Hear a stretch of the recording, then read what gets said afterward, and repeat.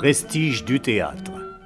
Une émission de la Société d'histoire du théâtre qui présente aujourd'hui Tristan l'Hermite. Des extraits de La Marianne, La mort de Sénèque, La mort de Crispe et du Parasite seront présentés avec le concours de Sylvia Montfort, Catherine Sellers, Daniel Ivernel, Henri Gilabert, Robert Murzeau, Pierre Leproux, Maria Laborie, Ludmilla Holz, Roger Bray, Vicky Messica. Entretien de Rosemary Moudouès, Amédée Caria et Antoine Adam, professeur à la Sorbonne. Réalisation José Pivin. Qui était Tristan l'Hermite? François l'Hermite. Oui, qui n'est devenu Tristan qu'à l'âge de 20 ans, effectivement. Mais enfin, c'est un très joli nom, Tristan l'Hermite. Et je pense que pour beaucoup de personnes, c'est un joli nom et quelques titres, mais que l'on n'a absolument aucune idée du genre d'existence qu'a mené Tristan. Il est né sous toute réserve en 1601 au château du Cellier, dans la Creuse. Non, dans la Haute-Marche. Oui, effectivement, puisque la Creuse n'existait pas. En tout cas, près de Bourganeuf. Et c'est tout de même une existence assez extraordinaire. Qu'on a connu en partie, d'ailleurs, par un roman qui s'appelait Le Page disgracié. Oui, qui est un roman autobiographique, qui est sans doute, je crois que les historiens de la littérature et les historiens tout court pourront trouver quelques matières à contestation, parce qu'il a certainement arrangé et enjolivé beaucoup de choses. Mais en fait, les débuts d'existence de Tristan sont assez étonnants, puisque très vite, il a quitté son pays de Creuse pour s'en aller vivre à Paris chez son aïeul, et que, très jeune, il a été engagé comme page d'un des bâtards du roi.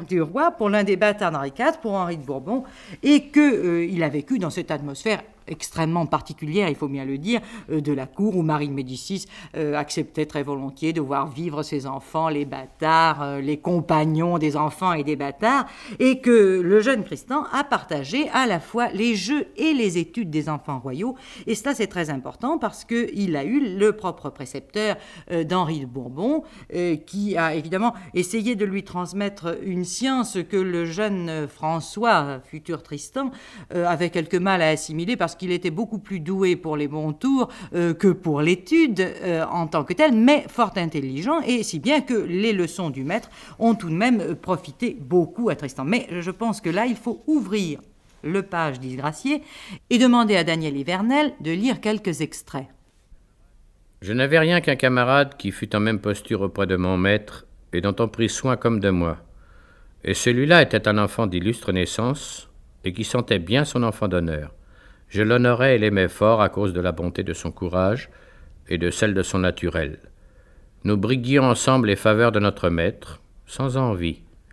Il n'était pas jaloux de la mémoire que j'avais meilleure que lui, et par malheur, il ne me donna pas d'émulation pour le jugement qu'il avait meilleur que moi.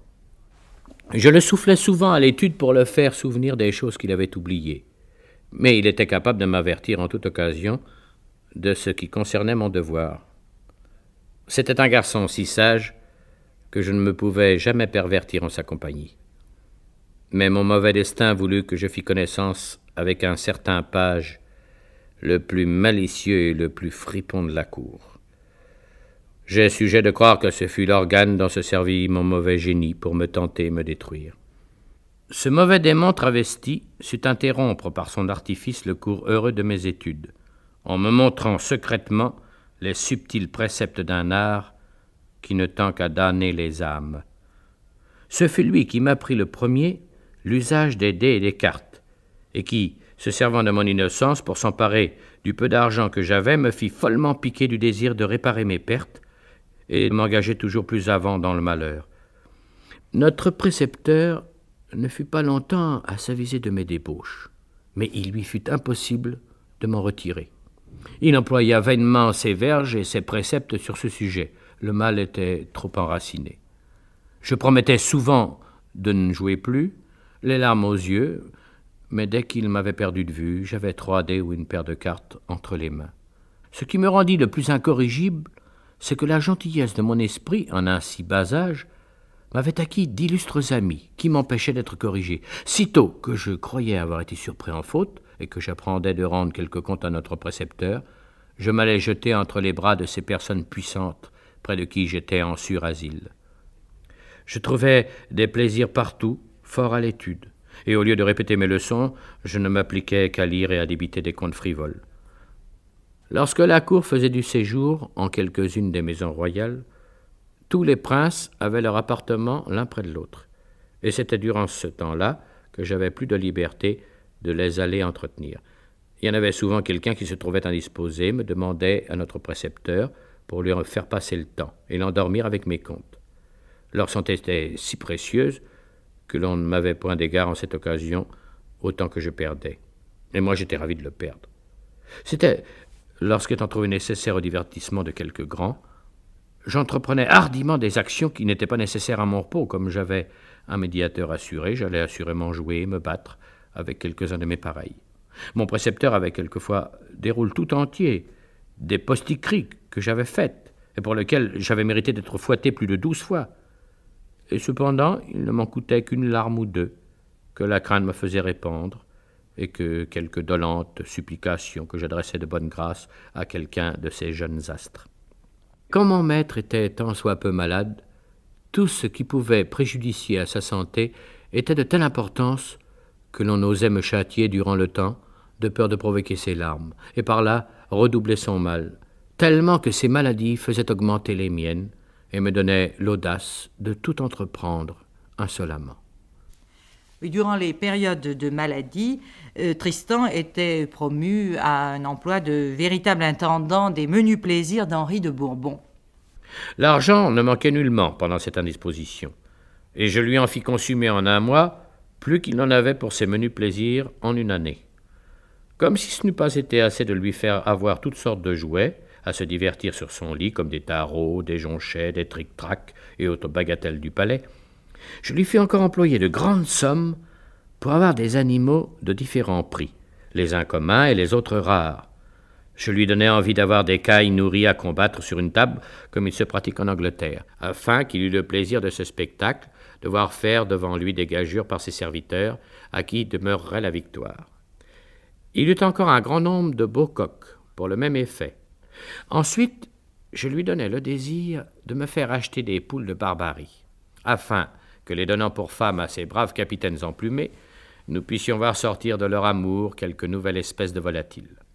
Après, j'achetai pour son divertissement 3 perroquets, tout différents pour la grandeur et pour le plumage, 2 petits singes, une aigle royale et 2 jeunes ours fort privés, tellement que l'on disait que j'avais fait de la maison une petite arche de Noé. Ce qu'il y avait de plus fâcheux en cela pour les domestiques, c'est qu'on leur faisait quitter leur appartement pour y loger tous ces animaux, lesquels m'avaient coûté beaucoup et qui revenaient encore davantage à mon maître, car ce même page mal conditionné qui m'avait enseigné à jouer m'avait aussi appris à ferrer la mule. Mais c'est pendant les années de service auprès d'Henri de Bourbon que Tristan rentre pour la première fois en contact avec le théâtre et il se prend d'amitié avec les comédiens de l'Hôtel de Bourgogne qui venaient au moins 3 ou 4 fois par semaine à la cour. J'aimais fort ces comédiens et me sauvais quelquefois chez eux lorsque j'avais quelque secrète terreur et que notre précepteur m'avait fait quelque mauvais signe. Il faisait grande estime de moi à cause de mon esprit et de ma mémoire, qui n'étaient pas des choses communes. Et lorsque je leur allais dire que j'étais en peine et que notre précepteur me faisait chercher, ils trouvaient le moyen de me cacher, et m'amenant avec eux au palais, lorsqu'ils y allaient représenter, dès que mon maître passait derrière leur théâtre pour leur parler en attendant qu'ils fussent prêts à jouer, il ne manquait pas de lui faire venir encore une requête en ma faveur. Oui, ce fut une méchante histoire de fantôme qui entraîna le jeune garçon dans une première fugue. Il craignait le châtiment encouru pour avoir blessé de plusieurs coups d'épée un cuisinier du château. Rentré en grâce pendant quelque temps, il surprend alors par sa sagesse. « Je ne jouais plus, dit-il dans son livre. Je ne voyais plus de joueurs ou de débauchés, que rarement tout le monde s'étonnait de ce changement et commençait d'oublier mes erreurs passées en faveur de ma probité présente. » Oui, ça, ils avaient bien tort, parce que c'était le grand calme qui précède d'habitude les grandes tempêtes. Et il faut bien dire que ça va être pour Tristan très vite le début de la grande aventure. Car un jour à Fontainebleau, il blesse un garde à coups d'épée de nouveau et s'enfuit en tout théâtre. Il ne se sentait en sécurité que lorsqu'il avait atteint Rouen. Là, il fut pris d'un violent désir de voir cet Albion où les poètes font chanter les cygnes. bien qu'il fût fort désargenté. Oui, alors là, le page compte très complaisamment dans plusieurs chapitres des aventures qui sont peut-être un peu trop belles pour être réelles. Mais on n'a pas de preuves. Oui, il est bien pour les difficile réfuter. d'affirmer, de réfuter, puisqu'on ne sait pas. Mais il est possible, après tout, que l'équipée anglaise que raconte Tristan n'ait été inventée que bien après coup, et qu'il se soit contenté tout bonnement de vagabonder en province, et peut-être même autour du Solier. Mais à Londres, il a quand même la chance d'entrer en service auprès d'une grande dame pour enseigner le français à sa fille, qui était âgée de 13 ou 14 ans. Donc il est certain que vers cet âge-là, il a été à Londres. Oui, c'est possible. Et puis, il a cette aventure avec cette jeune personne qui est assez vraisemblable, après tout, dans les mœurs du temps. Mon Dieu, pourquoi pas? Et il suit la jeune personne en Écosse. Là, il y a une belle romance qui commence à se faire, puis grande crise de jalousie de la part d'un prétendant et conduit. Et finalement, on accuse Tristan d'un empoisonnement, d'avoir tenté d'empoisonner la fille, alors que c'est lui qu'on a en réalité tenté d'empoisonner. On le met en prison, sa belle le fait échapper. Enfin, c'est vraiment toute une histoire. Il n'y manque rien, même pas un fidèle serviteur irlandais pour l'aider dans sa fuite. Et il paraîtrait que, partant d'Écosse, Tristan se serait embarqué pour la Norvège. Seulement, ce que nous avons oublié de dire tout à l'heure, c'est qu'il avait trouvé, avant de s'embarquer pour l'Angleterre, un certain philosophe qui devait l'aider à faire fortune et à fabriquer de l'or, et que pour retrouver, dit-il, ce philosophe, il repart pour la France, il repart pour Dieppe. Il ne trouve naturellement pas le philosophe qui en réalité devait être un nègre fin, qui s'était bien moqué de lui, et c'est là qu'il décide tout de même de rentrer à Paris et d'essayer de rentrer en grâce à la cour. Enfin, ce voyage vers Paris est vraiment un voyage qui est plein de péripéties, parce qu'il est détroussé par des brigands, il est protégé par des moines, il est reçu par un oncle qui est très riche mais qui n'est pas très généreux, et enfin il parvient au but pour en partir précipitamment après une nouvelle aventure amoureuse, une de plus.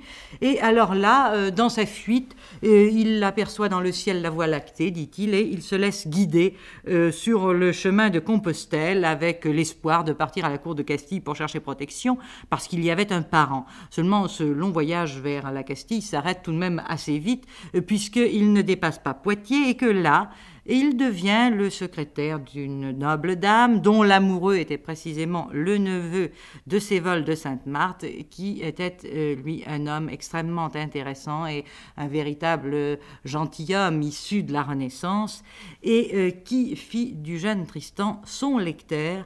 Et c'est certainement lui qui a contribué beaucoup à la formation de Tristan en lui permettant de fructueuses investigations dans sa bibliothèque. Et c'est sans doute ces mois passés à Loudun qui ont compté parmi les plus heureux de la vie de Tristan, et sans doute les plus intéressants aussi pour sa formation. Et c'est encore grâce à ces vols que Tristan put être engagé comme secrétaire du marquis de Villars, qui plus tard d'ailleurs devait le céder à son frère, le duc de Mayenne, à Bordeaux. Mais Bordeaux offrait beaucoup d'attrait pour un jeune homme qui était aussi épris de belles lettres. Et Tristan ne tarda pas à se faire nombre d'amis à l'université. Il se battit même en duel avec l'un d'eux, duel une fois de plus, un jeune homme qui refusait de reconnaître la supériorité du Tasse sur Virgile. Oui, seulement les temps sont assez troublés, il faut bien dire, parce que c'est la lutte entre le roi et la reine-mère. On se trouve à ce moment-là 3 ans après l'assassinat de Concini, et le duc de Mayenne a pris les armes, et naturellement son secrétaire l'a suivi. Et c'est le moment où la reine-mère fait sa soumission, Mayenne en fait autant, le roi vient à Bordeaux, séjourne à Blaye, et là Tristan se met à chanter fort joliment les mérites d'un aussi noble prince, et il est présenté à Louis XIII qui, l'ayant entendu, l'attache à son service à la fin de l'audience. Et ceci va permettre à Tristan de re-rentrer dans le circuit de la cour et de partir à la suite du roi. C'est vraiment une nouvelle étape dans la vie de Tristan. Il rentre à la cour, le cœur plein d'espérance et de confiance dans les promesses de Louis XIII. De plus, il est protégé par Luynes, Ornano, Modène, qui étaient alors les plus puissants du royaume. Il accompagne le roi dans son expédition contre les protestants à Saint-Jean d'Angély, Clairac, Montauban, où il est atteint de la scarlatine. Oui, et là, c'est une date qui est assez importante parce que je crois que pendant tout ce moment de son hospitalisation, où il est à Moissac, où c'est une période un peu de retrait, une période de réflexion, dans laquelle il apprend aussi la mort de ses anciens protecteurs, où il retrouve François de Sainte-Marthe, l'un des fils de Sévol de Sainte-Marthe, où il retrouve Dupont, son ancien précepteur, qui est devenu précepteur de Monsieur, et c'est une sorte de retour aux sources pour lui et de retraite. Et lorsqu'il est guéri, il rentre à Paris et là encore, c'est une autre étape puisque... Mais une grande stabilité viendra puisqu'il servira pendant 20 années. Une stabilité dont je ne sais s'il faut tellement se réjouir parce qu'il a bien mal choisi son maître. Gaston d'Orléans n'est pas l'homme des fidélités. Mais rester 20 ans attaché à Gaston d'Orléans, pour lui, c'est déjà extraordinaire. C'est extraordinaire, mais ce sont des années où Tristan n'a pas à se... Tristan est fidèle, mais son maître n'est pas fidèle. Et il y a bien des moments où il est soi-disant attaché à la maison de Gaston d'Orléans, mais il en a les désavantages, il en a les inconvénients et pas d'avantages. Il arrive de grands moments où il est dans une quasi-misère, où il n'émarge plus sur les listes de la maison de Gaston d'Orléans, et néanmoins, il reste le serviteur fidèle. Malheureusement, on n'aura jamais de renseignements exacts là-dessus, puisqu'il a abandonné sa biographie, son autobiographie au moment de sa guérison, et que nous sommes privés de... Oui, et c'est bien dommage. Et c'est très dommage. Et c'est bien dommage, parce que nous sommes privés d'une part d'informations extrêmement précieuses, certainement, sur tout l'entourage de Gaston d'Orléans, d'informations très précieuses sur Tristan lui-même et sur sa vie, et... pour nous, gens de théâtre, privés d'informations sur les débuts de l'illustre théâtre, sur Madeleine Béjart, parce qu'il ne faut pas oublier que Madeleine Béjart avait pour parente une certaine Marie Courtin. Marie Courtin, ce ne serait rien si nous ne savions pas qu'elle était la propre belle-sœur de Tristan. Et il est certain que Tristan aurait eu, dans cette seconde partie de son roman, énormément à nous apprendre. Mais je crois que c'est encore une des malchances de Tristan l'Hermite de ne pas être l'historien de l'illustre théâtre, car il serait demeuré célèbre, en tout cas par cela. S'il y avait sur les débuts de l'illustre théâtre un beau roman de Tristan l'Hermite, on lirait davantage Tristan l'Hermite. Ce fut une de ces malchances. Et c'est une période d'autant plus qui est extrêmement féconde pour Tristan parce qu'il vit à ce moment-là dans la familiarité de tous les auteurs en renom, dans la familiarité des comédiens. Il est l'ami de Théophile, qu'il avait connu jadis au temps de sa jeunesse. Au moment où il page encore, il fréquentait les comédiens. Il connaît Alexandre Hardy, il connaît Saint-Amand et beaucoup d'autres, et il connaît tous les comédiens en renom. Et il est certain qu'il va rimant des madrigaux et des billets galants, enfin pour les maîtresses des grands seigneurs qui lui commandent, pour les siennes, etc. Bon, évidemment, mais c'est une époque par ailleurs extrêmement troublée. Oui, mais c'est une époque passionnante, d'ailleurs. On vit entre des conspirations, entre les guerres de religion. Il ne faut pas oublier que c'est le moment du siège de La Rochelle, c'est le débarquement des Anglais à l'île de Ré, etc. C'est la lutte de Richelieu contre Marie de Médicis. C'est Henri de Lorraine et Gaston d'Orléans qui se trouvent dressés contre la royauté, puisque Gaston d'Orléans, propre frère du roi, a fait un mariage avec la fille du duc de Lorraine, sans le consentement de son frère. Qui le fera exiler à Bruxelles, où Tristan le suivra d'ailleurs. Mais oui, Tristan, justement, participe à tout ça. Il participe à toutes les équipées et à toutes les guerres, et il s'en va également en exil. Et c'est le moment, et c'est pourquoi tout à l'heure, quand on parlait de l'Angleterre et de tout ce qu'il raconte sur l'Angleterre, comme il va précisément s'en aller maintenant, sur ordre de Gaston, en Angleterre, les connaissances qu'il montre dans le page disgracié sur l'Angleterre sont-elles des connaissances acquises au temps de sa jeunesse, ou sont-elles des connaissances acquises précisément au cours de ce séjour? Et cela, c'était bien difficile, en tout cas, à le débrouiller. Mais enfin, pendant toute cette période, en tout cas, c'est le moment où il écrit et fait imprimer ses premières œuvres lyriques. C'est le moment où il fait imprimer La Mer, Les Plaintes d'Acanthe, Les Glogues maritimes, qui est dédié à la reine de Grande-Bretagne. Et moment où, enfin, après cette deuxième équipée anglaise, ou première, selon que la première est réelle ou fausse, Tristan va rentrer quand même définitivement à Paris et s'installer dans la vie littéraire de son temps. Quand Tristan revient à Paris, Corneille a déjà fait représenter ses premières comédies, Mélite, La Veuve, la Galerie du Palais, la Place Royale, il est en train de préparer sa Médée et Maigret prépare sa Sophonisbe. Les temps sont proches où Tristan, qui est sollicité par ses amis, les comédiens du Marais, et par leur chef, Mondori, va faire son entrée sur la scène tragique, et cela à quelques mois du Cid de Corneille. Oui, mais avant de parler de l'auteur dramatique, j'aimerais beaucoup, puisque nous avons la chance d'avoir avec nous aujourd'hui M. Amédée Caria, qui a beaucoup étudié Tristan, poète lyrique, que nous parlions précisément de ce Tristan, poète lyrique, parce qu'on ne peut guère le dissocier de l'auteur dramatique, et il semble même que le poète lyrique conditionne la forme du théâtre de Tristan. Oui, c'est exact. Il est difficile de dissocier, en ce sens que Tristan apparaît comme l'un des auteurs du XVIIe, et peut-être même le premier de ces auteurs qui ait laissé une œuvre aussi importante dans le domaine de la poésie que dans le domaine du théâtre. Oui. Je ne vois pas, par exemple, comment un Scarron ou un Cyrano pourrait faire penser d'abord au théâtre, avant de faire penser l'un à la poésie, l'autre au roman. Alors que pour Tristan, on pense à la fois à poésie et théâtre. Et on pense vraiment au poète, parce que contrairement à des contemporains, Tristan ne s'est jamais préoccupé de codifier et de laisser une méthode de versification. Il semble que ce qui l'intéresse, lui, c'est de laisser libre cours à son inspiration et de laisser vraiment une œuvre de poète. C'est certain, mais quand vous dites qu'on ne pense qu'au poète, ce n'est peut-être pas tout à fait exact, parce que quand on repense à la thèse de Bernardin, par exemple, qui est apparue en 1895, Bernardin a traité la poésie en un chapitre extrêmement court et très superficiel finalement. Alors que dans il a été très injuste. Il a été injuste, oui, nous avons, enfin depuis, les critiques ont rectifié leur position. Et aujourd'hui, pour certains, il ne fait aucun doute que Tristan est d'abord un auteur lyrique. Mais ce lyrisme, il passe aussi dans son théâtre. Et c'est peut-être ce qui en fait la marque essentielle. Si nous trouvons dans sa poésie les lieux communs de la poésie traditionnelle, c'est-à-dire l'amour, la nature, la solitude, la destinée, la mort. La nature même plus que chez la plupart des auteurs dramatiques. Oui, mais... Oui, c'est certain. Il est certain aussi que La Fontaine, on l'a dit, n'est-ce pas, lui devra, dans ce domaine-là, de l'avoir précédé. Il apporte, je voulais dire, à sa poésie une coloration tout à fait personnelle. D'abord, cette coloration baroque qui semble avoir teinté un peu toute son époque, dont on a peut-être exagéré l'importance. Rousset lui-même est en train de faire un peu machine arrière à l'heure qu'il est, mais en même temps une coloration plus personnelle, c'est-à-dire qu'il a marqué toute sa poésie d'une espèce d'inquiétude profonde et assez moderne finalement.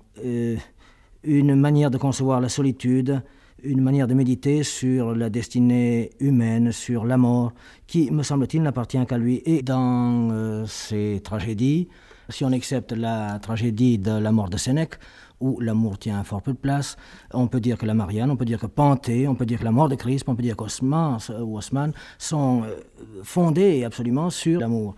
Et autre chose qui est à souligner, me semble-t-il, c'est que cet amour, ici et là, n'est pas un amour heureux, c'est finalement une tragédie de l'échec. Car ces personnages, que ce soit l'amour d'Hérode pour Marianne, que ce soit l'amour de Cyrus pour Panthée, que ce soit l'amour de Faust pour Crispe, ou l'amour de la fille du Moufti pour Haussmann, tous ces personnages finalement échouent, et l'amour se termine sur une issue tragique. Oui. Mais c'est peut-être un peu aussi l'image même de la vie et de l'existence de Tristan, qui est mort lui-même dans une très grande solitude. Mais il y a une chose que j'aimerais bien vous entendre développer, ce sont les résonances modernes et contemporaines de Tristan. Oui, ce modernisme chez Tristan réside d'une part... ce qui est une qualité proprement de poète, dans son sens très aigu du langage poétique. Il est sensible au contenu sonore des mots, alors que certains de ses contemporains l'ont été beaucoup moins. Et il l'est encore, puisque nous devons parler théâtre, par certains thèmes. Je pense par exemple à la mort de Sénèque. C'est l'histoire d'une conspiration, c'est l'histoire d'une conjuration, c'est l'histoire d'un complot, c'est l'histoire finalement de la préparation d'un coup d'État. Et je crois que Jacques Scherrer l'a souligné déjà, n'est-ce pas? C'est là un thème qui est pratiquement d'actualité, où l'on voit les conjurés, lorsque le complot est découvert, se comporter de façon très différente, les uns ayant une sainte frousse, les autres s'aplatissant. Seule résiste Épicharis, une femme qui se comporte d'une manière admirable et qui est la seule véritablement, n'est-ce pas, qui se comporte en héros en face du danger. Tristan a été le chantre de la femme, vraiment. Oui. Et quand on regarde, quand on relit le théâtre de Tristan, on sent que les femmes sont très favorisées. Ce sont les caractères et les personnages. Oui. Ce sont les héroïnes. Ce sont les héroïnes, oui, c'est exact. Qu'il a certainement le plus aimé et pour lesquelles il a le mieux exprimé ses sentiments. Il ne fait aucun doute que la femme occupe la première place dans son œuvre lyrique et elle occupe aussi une place proéminente dans son théâtre. Est-ce que cela vient, selon vous, d'une sensibilité féminine chez lui ou d'un profond amour et respect de la femme ? Il y a dans son visage une douceur, une féminité qui certainement n'est pas étrangère à cette vocation qui l'a poussé vers la femme, vers la mise en scène de personnages féminins au premier plan de ses tragédies. L'important, au fond, c'est qu'aujourd'hui, on semble reconnaître l'importance de Tristan, que le jeune metteur en scène est pensé à remettre cette œuvre en scène. L'important aussi, c'est qu'un musicien comme Debussy ait eu l'idée de lire les poèmes de Tristan et d'écrire, de composer de la musique sur ces poèmes. Évidemment, il a peut-être choisi celui qui correspondait le mieux à sa sensibilité et pas d'une manière évidente celui qui correspond le mieux à l'œuvre de Tristan.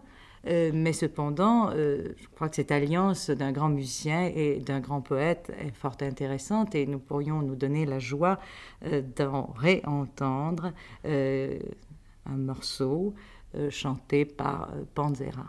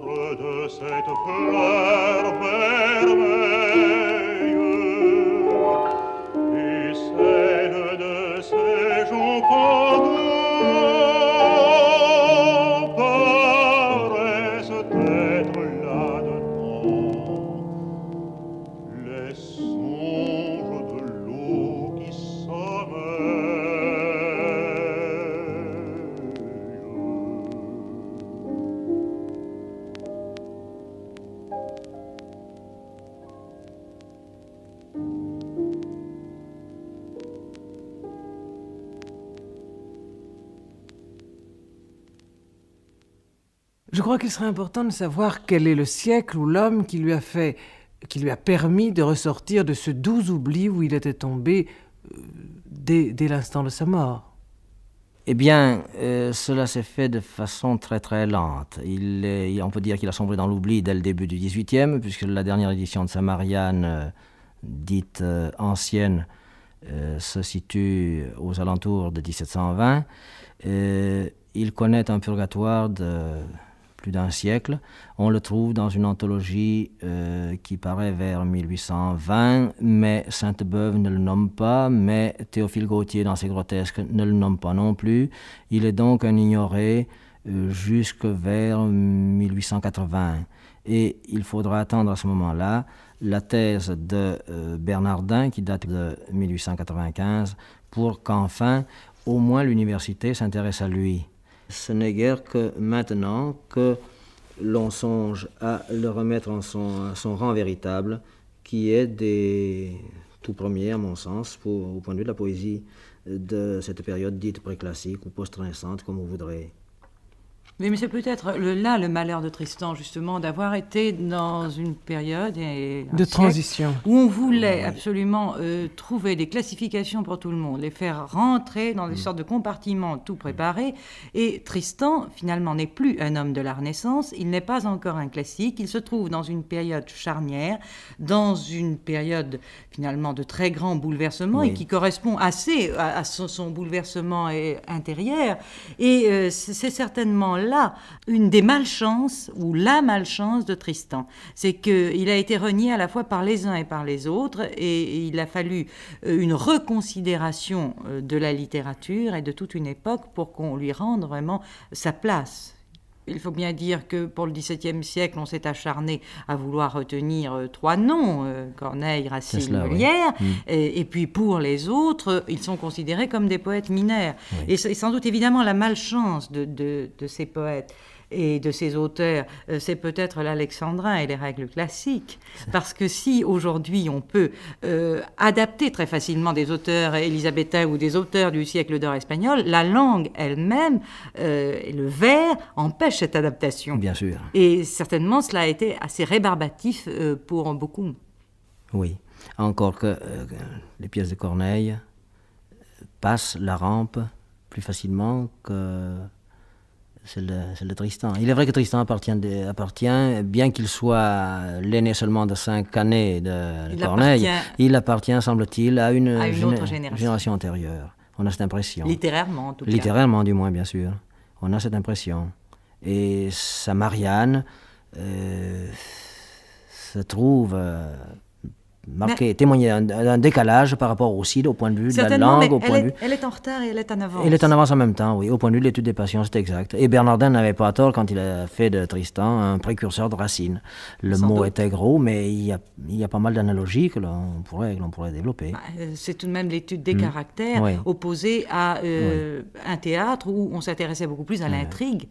Et Tristan est celui qui marche vraiment... au point de vue des caractères. Au point de vue des caractères, vraiment le premier qui développe un genre. Et au point de vue de la passion amoureuse, puisque à part la mort de Sénèque, toutes ces tragédies portent sur cette passion, sur les déchaînements qu'elle peut entraîner.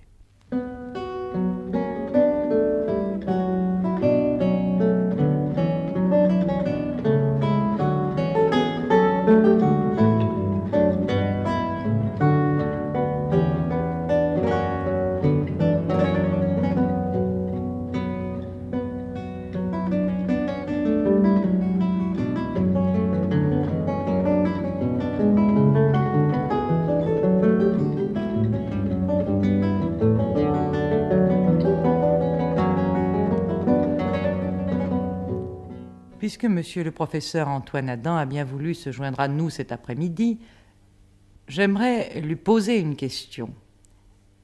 Depuis son très jeune âge, Tristan était habitué à fréquenter les comédiens. Il l'avait vu d'abord à la cour, les comédiens de l'Hôtel de Bourgogne, et rentré à Paris, on le rencontre souvent dans les salles de spectacle.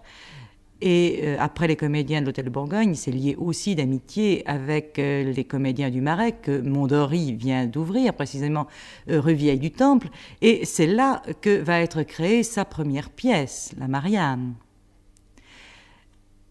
Il faudrait peut-être préciser un peu les conditions de la représentation. La Marianne a été un grand succès.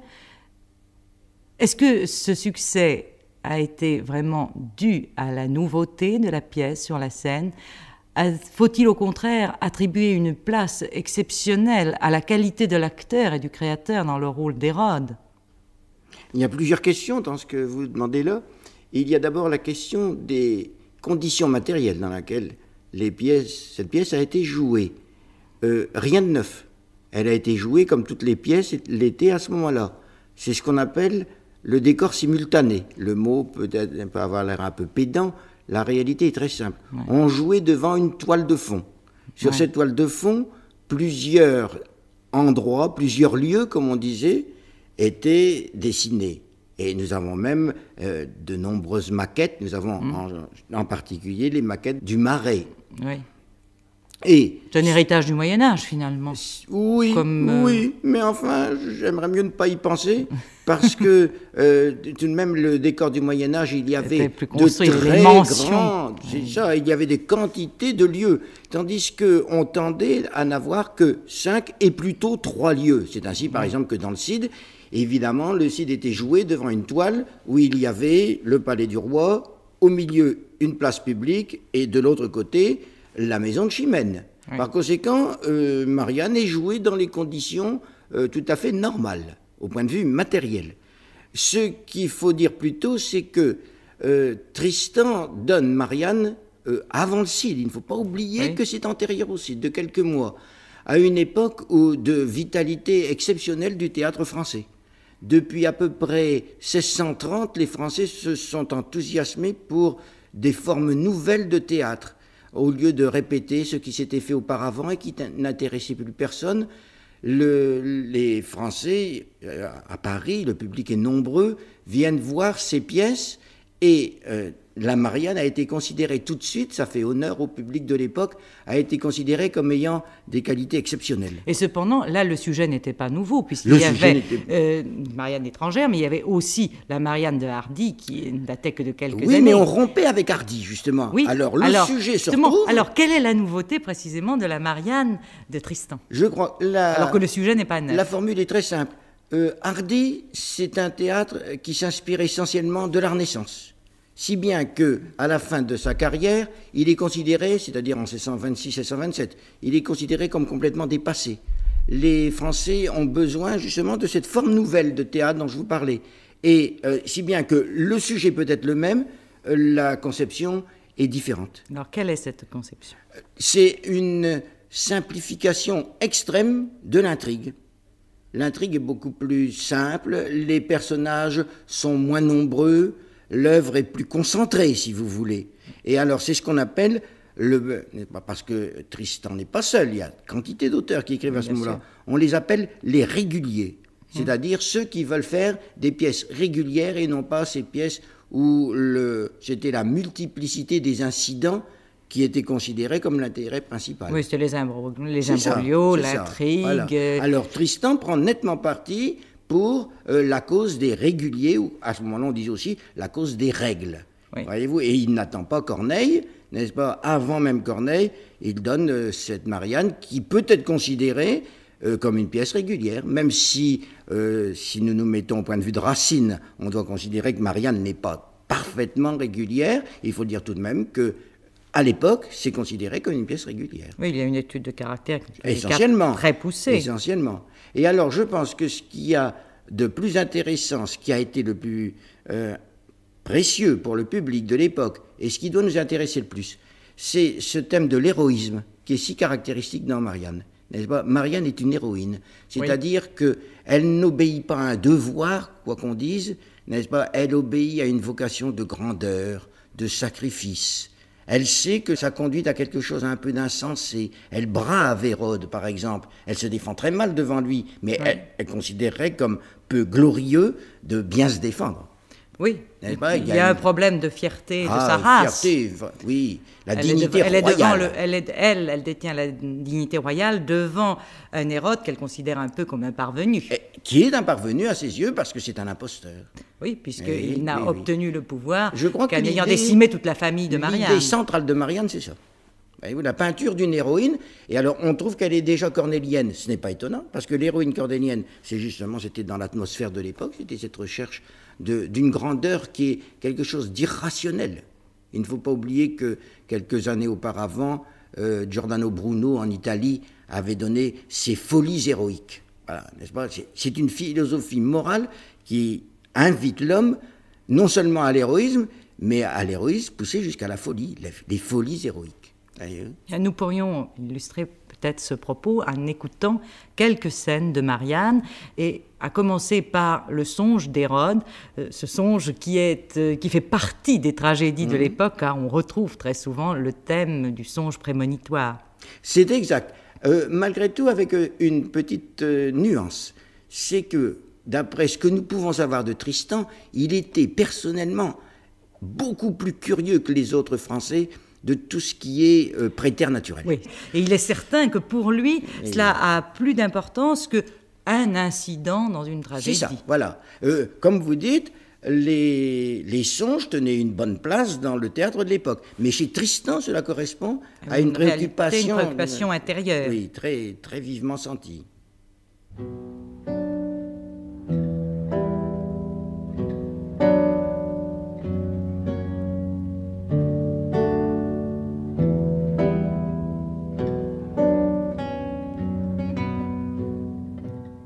La lumière et le bruit s'épandaient par le monde. Et lorsque le soleil qui se lève de l'onde, élevant au cerveau de légères vapeurs, rend les songes qu'on fait plus clairs et moins trompeurs, après 1000 embarras d'espèces incertaines, de rencontres sans suite et de chimères vaines, je me suis trouvé seul dans un bois écarté où l'horreur habitait avec l'obscurité. Lorsqu'une voix plaintive a percé les ténèbres, appelant Marianne avec des tons funèbres, j'ai couru vers le lieu dont le bruit s'épandait, suivant dans ce transport l'amour qui me guidait et qui semblait encore m'avoir prêté ses ailes pour atteindre plutôt ce miracle des belles. Mes pas m'ont amené sur le bord d'un étang dont j'ai trouvé les eaux toutes rouges de sang. Il est tombé dessus un éclat de tonnerre. J'ai senti sous mes pieds un tremblement de terre, et dessus ce rivage environné d'effroi, le jeune Aristobule apparut devant moi. Il n'avait point ici la tiare à la tête, comme au jour solennel de notre grande fête où, tirant trop d'éclat d'un riche vêtement, il obligeait les Juifs à dire hautement qu'une si glorieuse et si noble personne méritait de porter la mitre et la couronne. Je ne l'ai reconnu qu'à la voix seulement. Il semblait retiré de l'onde fraîchement. Son corps était enflé de l'eau qu'il avait bu. Ses cheveux tout mouillés lui tombaient sur la vue. Les flots avaient éteint la clarté de ses yeux qui s'étaient en mourant tournés de vers les cieux. Il semblait que l'effort d'une cruelle rage avait laissé l'horreur peinte sur son visage, et que de sang meurtri tout son teint se couvrit, et sa bouche était morte, encore qu'elle s'ouvrit. Ses propos dès l'abord ont été des injures, des reproches sanglants, mais tout plein d'imposture. Il a fait contre moi 1000 imprécations. Il m'est venu chargé de malédictions, m'a parlé de rigueur sur son père exercé, m'imputant tous les maux de nos guerres passées. Bref, il m'en a tant dit, osant s'émanciper qu'à la fin, j'ai levé le bras pour le frapper. Mais pensant de la main repousser cet outrage, je n'ai trouvé que l'air au lieu de son visage. Ainsi de violence et d'horreur travaillée avec un cri fort haut, je me suis éveillé. Voilà quel est mon songe. Eh bien, que vous en semble, Salomé? Qu'en dis-tu? Moi, je dis que j'en tremble.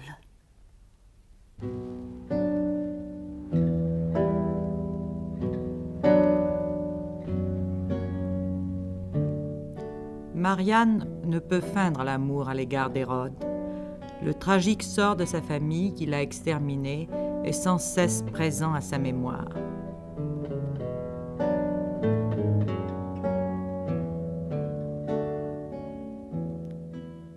Toujours le vieux Hircan et mon frère meurtri me viennent affliger de pitoyables cris.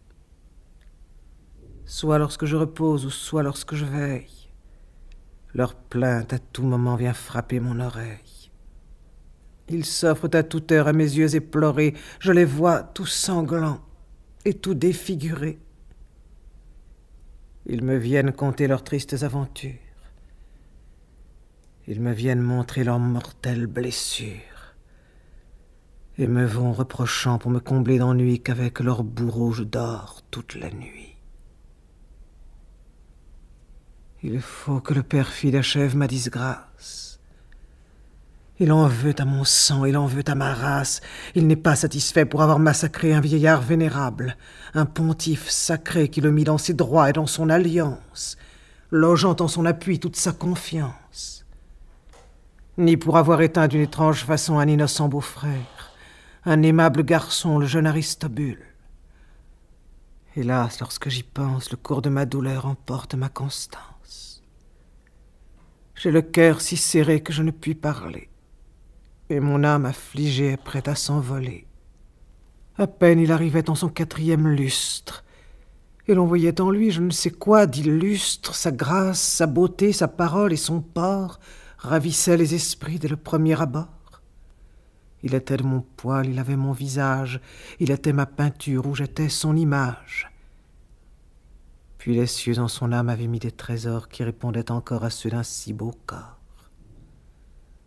Le peuple, que sa vue au temple ravissait, admirant ses appas tout haut, le bénissait. Et ce tyran cruel en conçut tant d'envie qu'il fit soudain trancher le beau fil de sa vie. Ce clair soleil levant adoré de la cour se plongea dans les eaux, comme l'astre du jour, et n'en ressortit pas en sa beauté première, car il en fut tiré sans force et sans lumière. Et puis qu'après cela je flatte l'inhumain qui ne vient que d'ôter la vie à mon Germain. Plutôt le feu me brûle, ou l'onde son contraire rende mon sort pareil à celui de mon frère. Entrée de Salomé, sœur d'Hérode, qui s'acharne à la perte de Marianne. Approchez-vous plus près, vous nous entendrez mieux. Je m'allais retirer, vous croyant en péché. Et l'on dirait aussi que vous êtes fâché. Une juste colère animait mon discours. C'est une passion qui vous émeut toujours. Je souffre aussi toujours une rigueur insigne. Vous avez des malheurs dont vous n'êtes pas digne. Je crois qu'on ne voit rien dans mes déportements qui puisse mériter ces mauvais traitements. Vous êtes fort à plaindre en l'état où vous êtes, mais toutes les beautés ne sont pas satisfaites. Pour vous, en vos destins, vous n'avez que du bien. Vous sentez votre mal. Et moi, je sens le mien. Votre cœur relevé se plaint de la fortune. J'ai bien d'autres ennuis dont le cours m'importune. Mais, ainsi que j'entrais, que disiez-vous du roi? Je me plaignais de lui comme il se plaint de moi. Je ne puis deviner ces grands sujets de plainte. C'est que ces espions me tiennent en contrainte. L'innocence, partout peut avoir des témoins. J'aurais plus de repos s'il m'importunait moins. Vous devez dire au roi combien cela vous blesse. Vous devez l'avertir aussi de sa faiblesse. S'il a de la faiblesse à votre jugement, on ne l'aperçoit guère à son gouvernement. Le déplorable état où l'on me voit réduite est le plus rare effet de sa grande conduite. Vous y remarqueriez moins d'imperfection si vous n'aviez pour lui beaucoup d'aversion. Je n'ai d'aversion que pour l'horreur du crime. Mais tous les gens de bien l'ont en la même estime. S'ils ont ces sentiments, ils en parlent bien bas. C'est qu'ils craignent la mort. Et je ne la crains pas. C'est en dire un peu trop. Vous devez, ce me semble, porter plus de respect aux nœuds qui vous assemblent. Les respects qu'on lui doit me sont assez connus, car je n'ignore pas d'où vous êtes venu. Moi, j'ignore d'où vient cette haine apparente. Cette mauvaise humeur vous est indifférente. Si vous aviez pourtant quelques divisions, je m'offrirais à vous à cette occasion et vous présenterai mes très humbles services. Vous me rendez toujours assez de bons offices. Je vous en rends bien moins que vous n'en méritez. Le ciel reconnaîtra toutes ces charités. L'honneur de vous servir met trop de récompenses. Chacune de nous deux sait bien ce qu'elle en pense. Vous allez voir le roi? Oui, j'y vais de ce pas. Lui tenir un discours qui ne lui plaira pas. Vous ne lui direz rien qui lui puisse déplaire. Il aime tout de vous, jusqu'à votre colère. Et moi, qui l'a rendu un objet de pitié, j'abhorre tout de lui, jusqu'à son amitié. Superbe, dédaigneuse, au courage invincible. Ne t'imagine pas que je sois insensible. Non, non, je ne suis pas de ces lâches esprits qui peuvent aisément supporter un mépris. Souviens-toi que le mien ne reçoit point d'injures qu'il ne rende aussitôt avec beaucoup d'usure. Salomé sait fort bien comme il faut obliger et n'est pas ignorante en l'art de se venger. Nous n'aurons pas longtemps à souffrir ses caprices. Mon intrigue est fatale à tous ces artifices.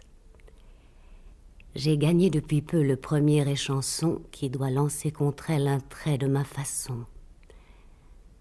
Un trait noir qui, portant la tristesse et la crainte, donne à l'âme crédule une mortelle atteinte, trouble les sentiments, et fait qu'en un instant l'ardent amour se change en courroux éclatant.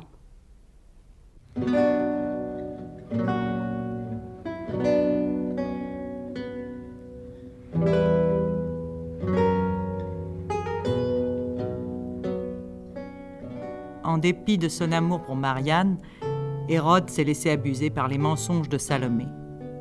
Marianne est condamnée. Seule dans sa prison, elle attend la mort.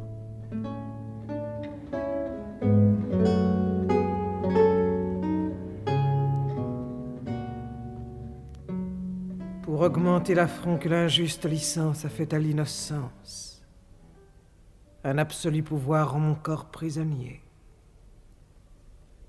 Mais en quelque péril que le malheur m'engage, j'aurai cet avantage que mon cœur pour le moins se rendra le dernier. Ce jour s'en va borner la longueur de ma vie. Je vois bien que l'envie travaille puissamment à creuser mon tombeau, et que la cruauté du tyran qui m'opprime ne me suppose un crime que pour avoir sujet d'en commettre un nouveau. Qu'il en use à son gré. Me voilà toute prête de payer de ma tête, afin de contenter ce cœur dénaturé. Quelque horreur quand la mort on puisse reconnaître, elle n'a guère qu'apparaître. J'irai la recevoir d'un visage assuré. Il est temps désormais que le ciel me sépare d'avec ce barbare. Son humeur et la mienne ont trop peu de rapport, la vertu respirant parmi l'odeur du vice, éprouve le supplice du vivant bouche à bouche attaché contre un mort. Auteur de l'univers, souveraine puissance, qui depuis ma naissance m'a toujours envoyé des matières de pleurs, mon âme se résigne à tes bontés divines. Au milieu des épines, Seigneur, fais-moi bientôt marcher dessus des fleurs.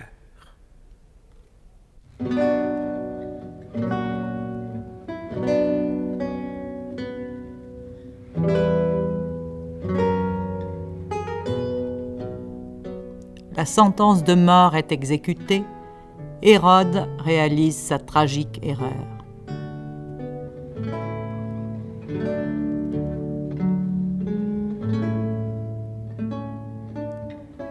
Ah, je suis l'auteur de ce meurtre inhumain.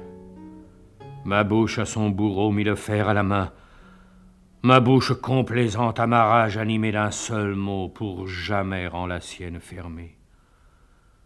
Ah, bouche sanguinaire et pleine de rigueur. Mon regret te convainc d'avoir trahi mon cœur. Funeste truchement de mon âme insensée qui sut pour mon malheur exprimer ma pensée. Serre-moi dans ton office avec plus de raison et produis le remède ensuite du poison. Vous, peuples oppressés, spectateurs de mes crimes, qui portez tant d'amour à vos rois légitimes, montrez dans cette ardeur un véritable effet, employant votre zèle à punir mon forfait. Venez, venez venger sur un tyran profane la mort de votre belle et chaste Marianne. Punissez aujourd'hui mon injuste rigueur. Accourez me plonger des poignards dans le cœur. Apaisez de mon sang votre innocente reine, que je viens d'immoler à ma cruelle haine. Mais vous n'en ferez rien, timide nation qui n'osez entreprendre une belle action. Vous avez trop de peur d'acquérir de la gloire. Vous auriez du regret de vivre dans l'histoire, et qu'un trait de courage et de fidélité vous rendit remarquable à la postérité. témoin de sa bassesse et de ma violence. Cieux qui voyez le tort que souffre l'innocence, versez sur ce climat un malheur infini. Punissez ces ingrats qui ne m'ont point puni. Donnez-les pour matière à la fureur des armes, qu'ils flottent dans le sang, qu'ils nagent dans les larmes. Faites marcher contre les Scythes, les Génons, et s'il se peut encore des monstres plus félons, qui mettent sans horreur en les venant surprendre, et leurs troupes en sang et leurs maisons en cendres. Qu'on leur vienne enlever leurs enfants les plus chers, et qu'une main barbare en frappe les rochers, qu'on force devant eux leurs femmes et leurs filles, que la peste et la faim consomment leurs familles, que leur temple orgueilleux parmi ces mouvements se trouve renversé jusqu'en ses fondements. Et si rien doit rester de leur maudite race, que ce soit seulement des sujets de disgrâce, des gens que la fortune abandonne au malheur, qu'ils vivent dans la honte et parmi les douleurs, qu'ils se trouvent toujours couverts d'ignominie, qu'on les traite partout avec tyrannie, que sans fin par le monde ils errent dispersés, qu'ils soient en tous endroits maudits et chassés, qu'également partout on leur fasse la guerre, qu'ils ne possèdent plus un seul pouce de terre, et que servant d'objet à votre inimitié, l'on apprenne leurs mots sans en avoir pitié. Faites pleuvoir sur eux de la flamme et du soufre. De tout Jérusalem, ne faites rien qu'un gouffre, qu'un abîme infernal, qu'un palais plein d'horreur, dont le nom seulement donne de la terreur. Marianne est donc morte. On me l'a donc ravie, et pour mon désespoir, on me laisse la vie. Ô mort, en mes ennuis, j'implore ta pitié. Viens enlever le tout dont tu pris la moitié.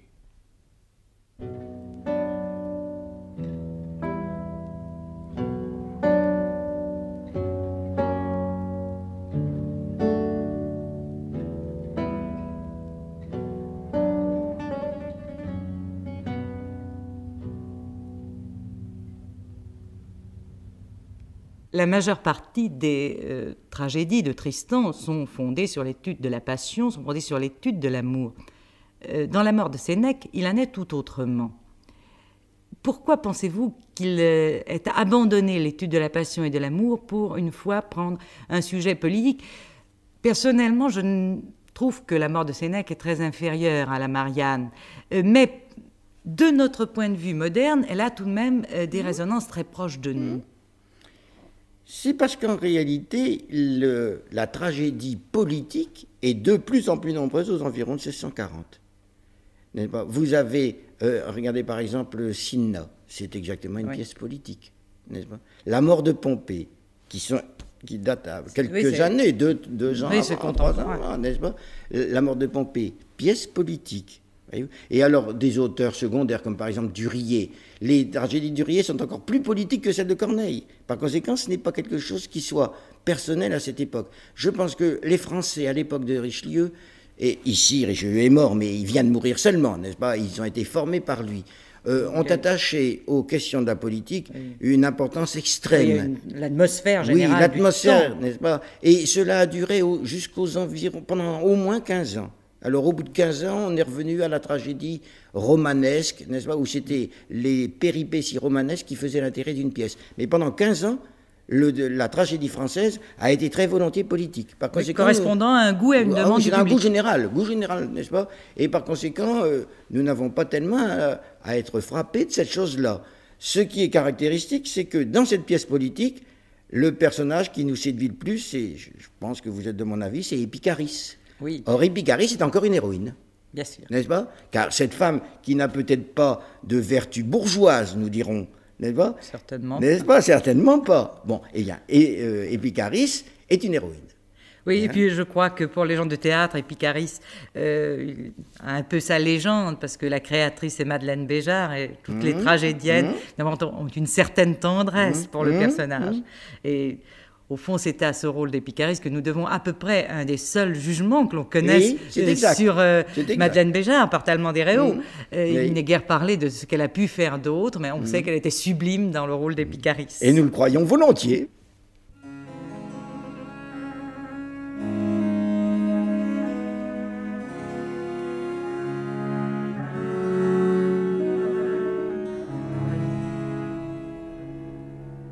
Lorsque commence La mort de Sénèque, Néron vient d'épouser Sabine Poppée. Et Sabine Poppée veut se débarrasser de Sénèque, précepteur de Néron, parce qu'elle estime qu'il est le seul qui peut l'empêcher d'aller plus avant dans la voie du crime. Or, l'occasion est excellente puisqu'on vient de découvrir une conjuration dont Épicharis est le chef et que l'on a arrêté l'ensemble des conjurés.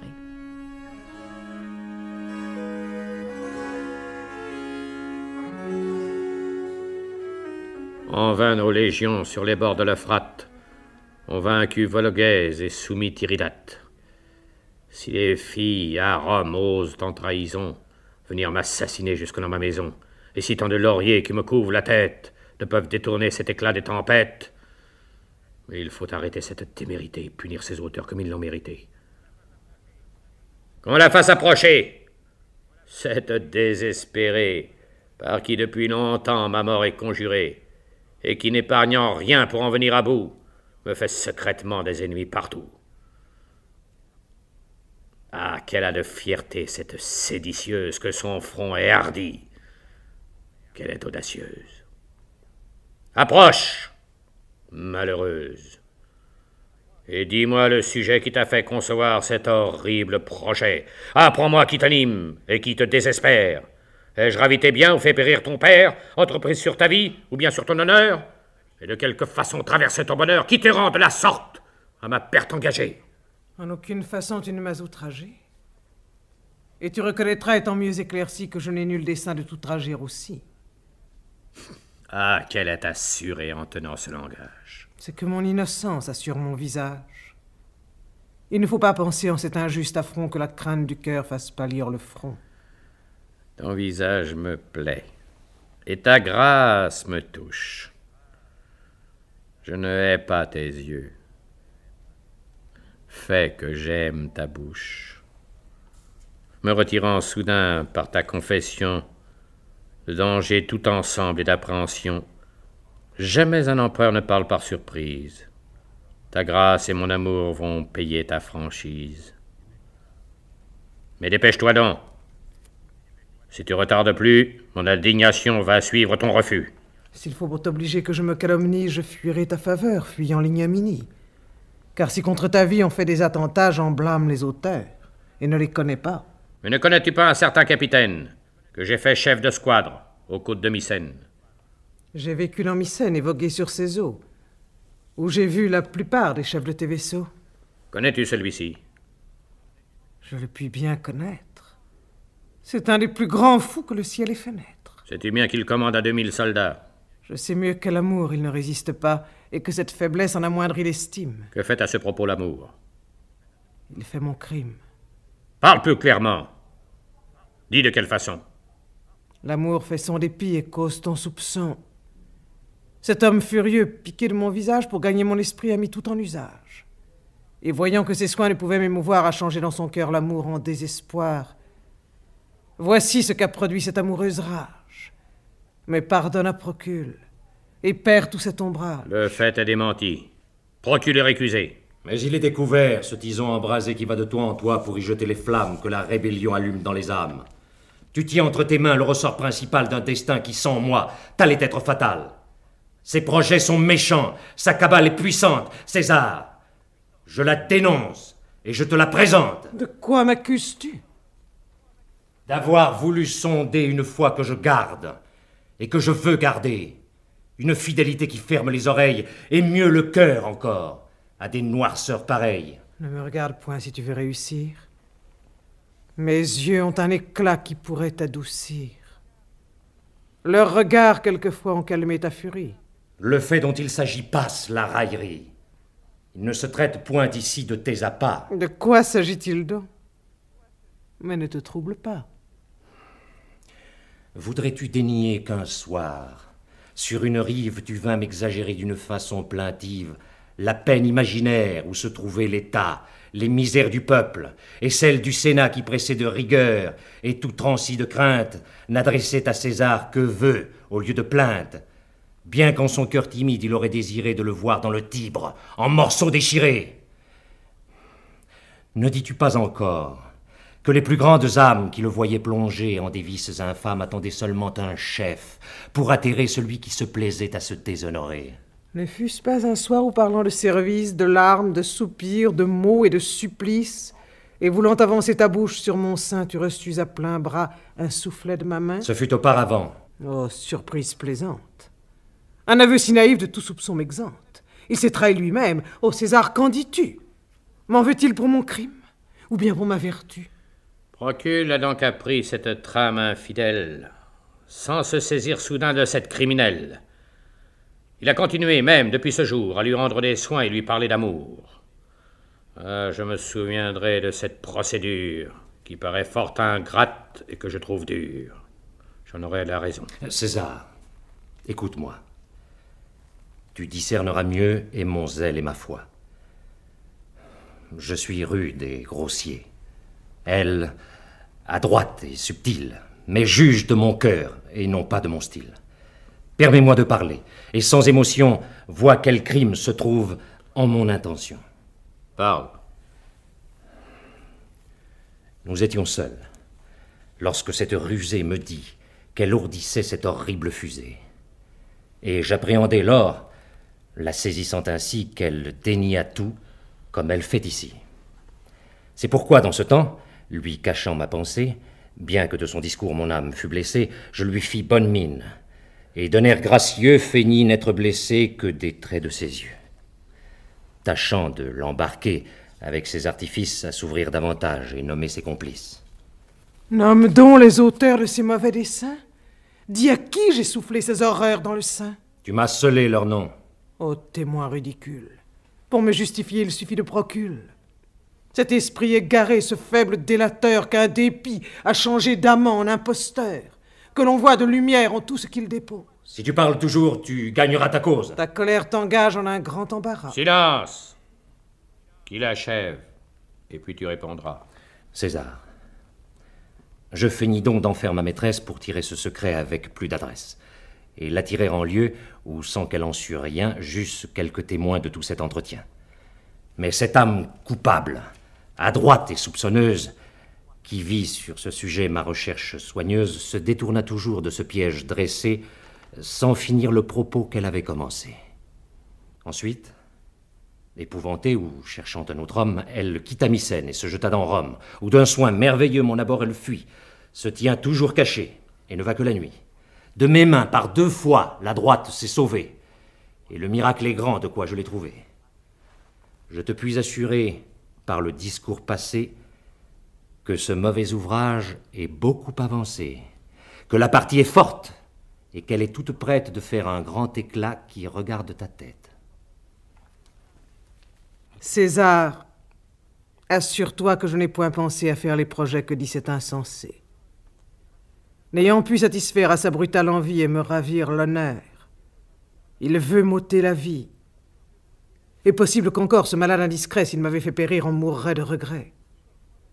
Mais si le changement de cette indigne flamme peut jeter des soupçons et du trouble en ton âme, éloigne de ces lieux ce qui peut te troubler, ou fait soudain périr ce qui te fait trembler, crains-tu tant une fille? Il faut que tu t'assures. Son sang de ton esprit peut guérir les blessures, commande qu'on m'égorge, et ne diffère pas de dissiper soudain ta peur par mon trépas. Crois-moi, tiens pour certain ce que j'en conjecture. Un vif ressentiment parle en ta créature. Trouves-tu recevable à démentir ma foi celle qui n'eut jamais aucun bienfait de toi? Une jeune effrontée, une fille inconnue, qui pour ta seule perte en ces lieux est venue. Tu n'as point à douter de ma fidélité. La preuve me défaut, mais non la vérité. Et ton salut, César, n'est pas une matière à ne point s'arrêter sans l'évidence entière. On la pourra forcer par l'objet des tourments à quitter cette audace et ces déguisements. Ainsi que je l'ai dit, la chose est arrivée. Elle peut être vraie et n'être point prouvée. Oui, quoi qu'il en soit, Procule en sera cru. Le mal peut être grand, il y sera prévu. Oh, César. C'est assez. Soldat, qu'on la ramène. Et que sans perdre de temps, on l'applique à la gêne. Si pour ton passe-temps je la dois endurer, j'en souffrirai l'effort même sans murmurer. Malgré la torture, Épicharis ne faiblit pas. Je ne trahirai pas des cœurs si généreux. Ils s'exposent pour nous, je veux mourir pour eux. Tu connais donc des gens dont la cruelle envie fait encore dessein d'attenter sur ma vie? Oui. Je sais le dessein de 100 hommes d'honneur qui fondent sur ta mort leur souverain bonheur. J'en sais des plus hardis et des plus grands de Rome. Mais je mourrai 100 fois avant que je les nomme. Prends-tu quelque plaisir à te faire gêner? Beaucoup moins qu'un tyran n'en goûte à l'ordonner. L'impudente. La terre est-elle bien capable de porter un moment ce monstre insupportable? Elle peut sans horreur porter Épicharis, puisqu'elle porte bien la femme aux 3 maris. Ta langue pour ce mot sera bientôt coupée. Que devrait-on couper à Sabine Poppée? Quand tu n'aurais vomi que ce mot seulement, tu mourras de 100 morts par mon commandement. Ces matières de peur sont ce que je dédaigne. Menace-moi plutôt de vivre sous ton règne. Aucun autre malheur ne me serait troublé. Et c'est la seule peur qui me ferait trembler. Oh, nouvelle Alecton que l'enfer a vomi. Qui t'a donné sujet d'être mon ennemi? Qui de ta cruauté me rend ainsi l'objet? Tu veux donc le savoir? En voici le sujet. Je t'aimais autrefois, quand ton front hypocrite se couvrait faussement des couleurs du mérite. Lorsque ta main feignait de faire un grand effort pour écrire ton sein sous un arrêt de mort. Quand ton esprit brutal, cachant sa véhémence, pratiquait la justice, exerçait la clémence, et pour mieux t'affermir en ton autorité, montrait de la sagesse et de la piété. Mais depuis que tu cours où la fureur te guide, que tu te rends cruel, ingrat et parricide, que tu rôdes la nuit et que tu tiens à jeu les titres de voleur et ceux de bout de feu, je te hais comme un monstre abîmé dans le crime et trouve que ta mort est un coup légitime. Ah, c'est trop, qu'on la livre aux bourreaux inhumains. C'est une œuvre où Néron peut donc mettre les mains. Entraînez-la, soldats, vite, et qu'on la déchire. Possible que ton sort quelque jour sera pire. Méchante, on t'apprendra comme il faut discourir. Tyran, je t'apprendrai que je sais bien mourir. Qu'on la fasse mourir du plus cruel supplice. Rien ne doit t'empêcher de faire ton office. Oh, le monstre exécrable et qu'il est endurci. L'oncle de son amant l'instruit sans doute ainsi. Sénèque a fabriqué cette haine mortelle. C'est un grand artisan. Qu'il meure aussi bien qu'elle.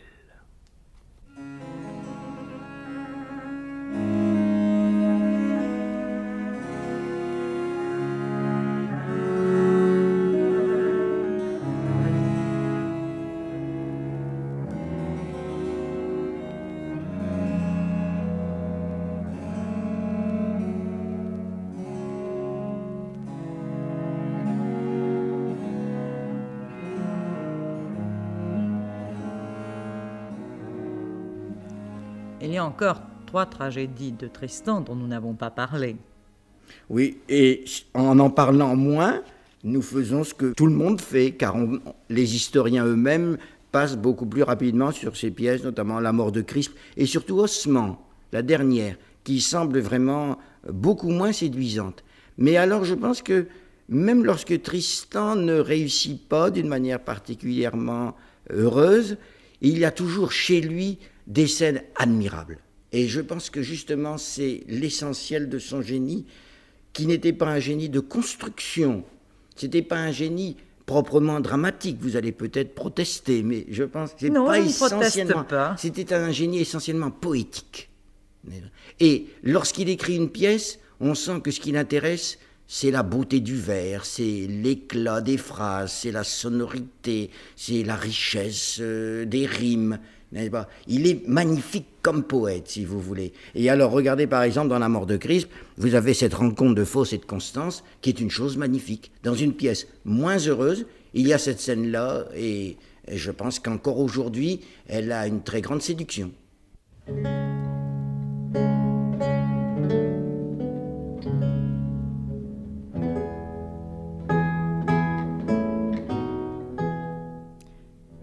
Faust est une sorte de préfiguration de Phèdre. Faust aime Crispe, qui lui-même aime Constance et est aimé d'elle. Nous allons assister à la rencontre des 2 femmes.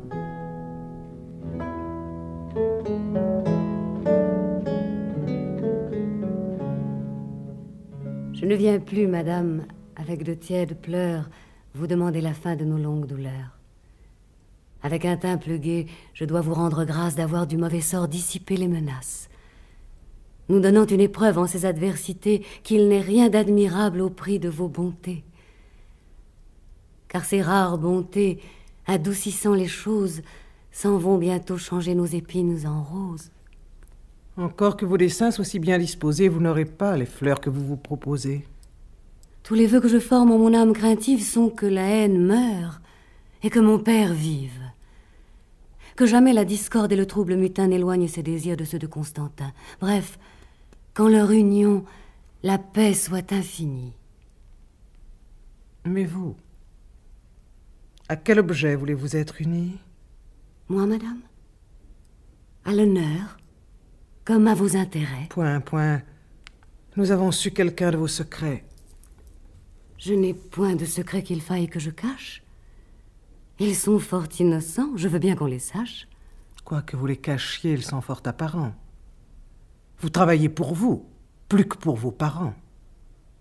Prenant un soin pour eux, vous en avez un autre, d'abattre une maison pour agrandir la vôtre.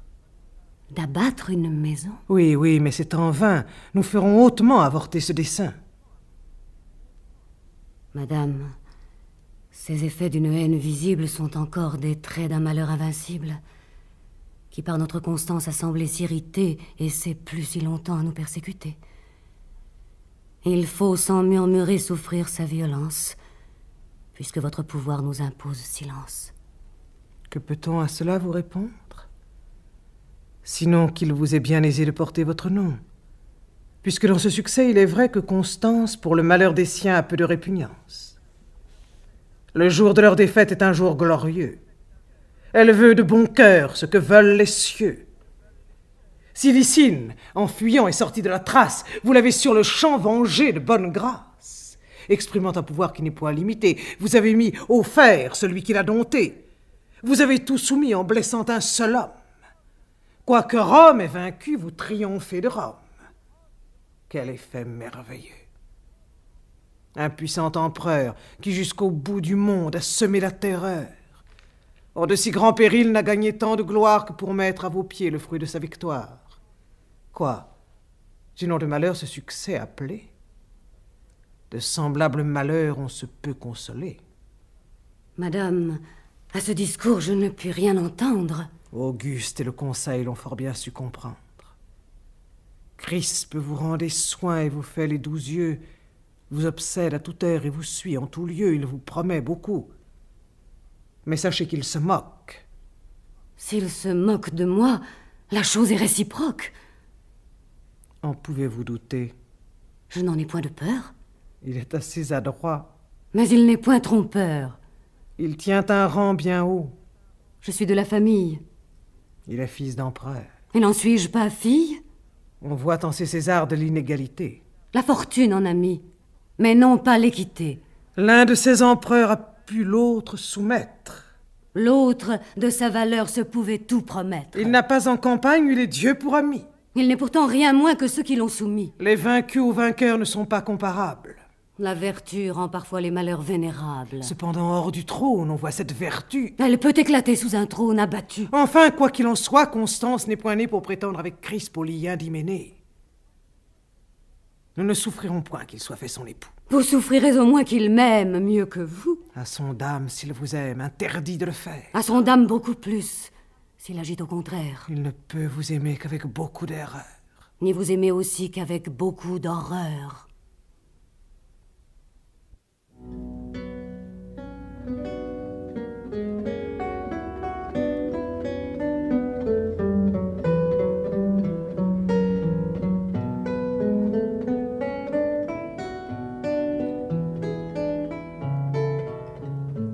On pourrait penser que Tristan n'a été qu'un poète tragique et brusquement, à la fin de sa vie, surgit une comédie, Le Parasite, et qui reste une comédie extrêmement bien faite, très gaie, dont les représentations modernes ont prouvé qu'elle pouvait toucher un public.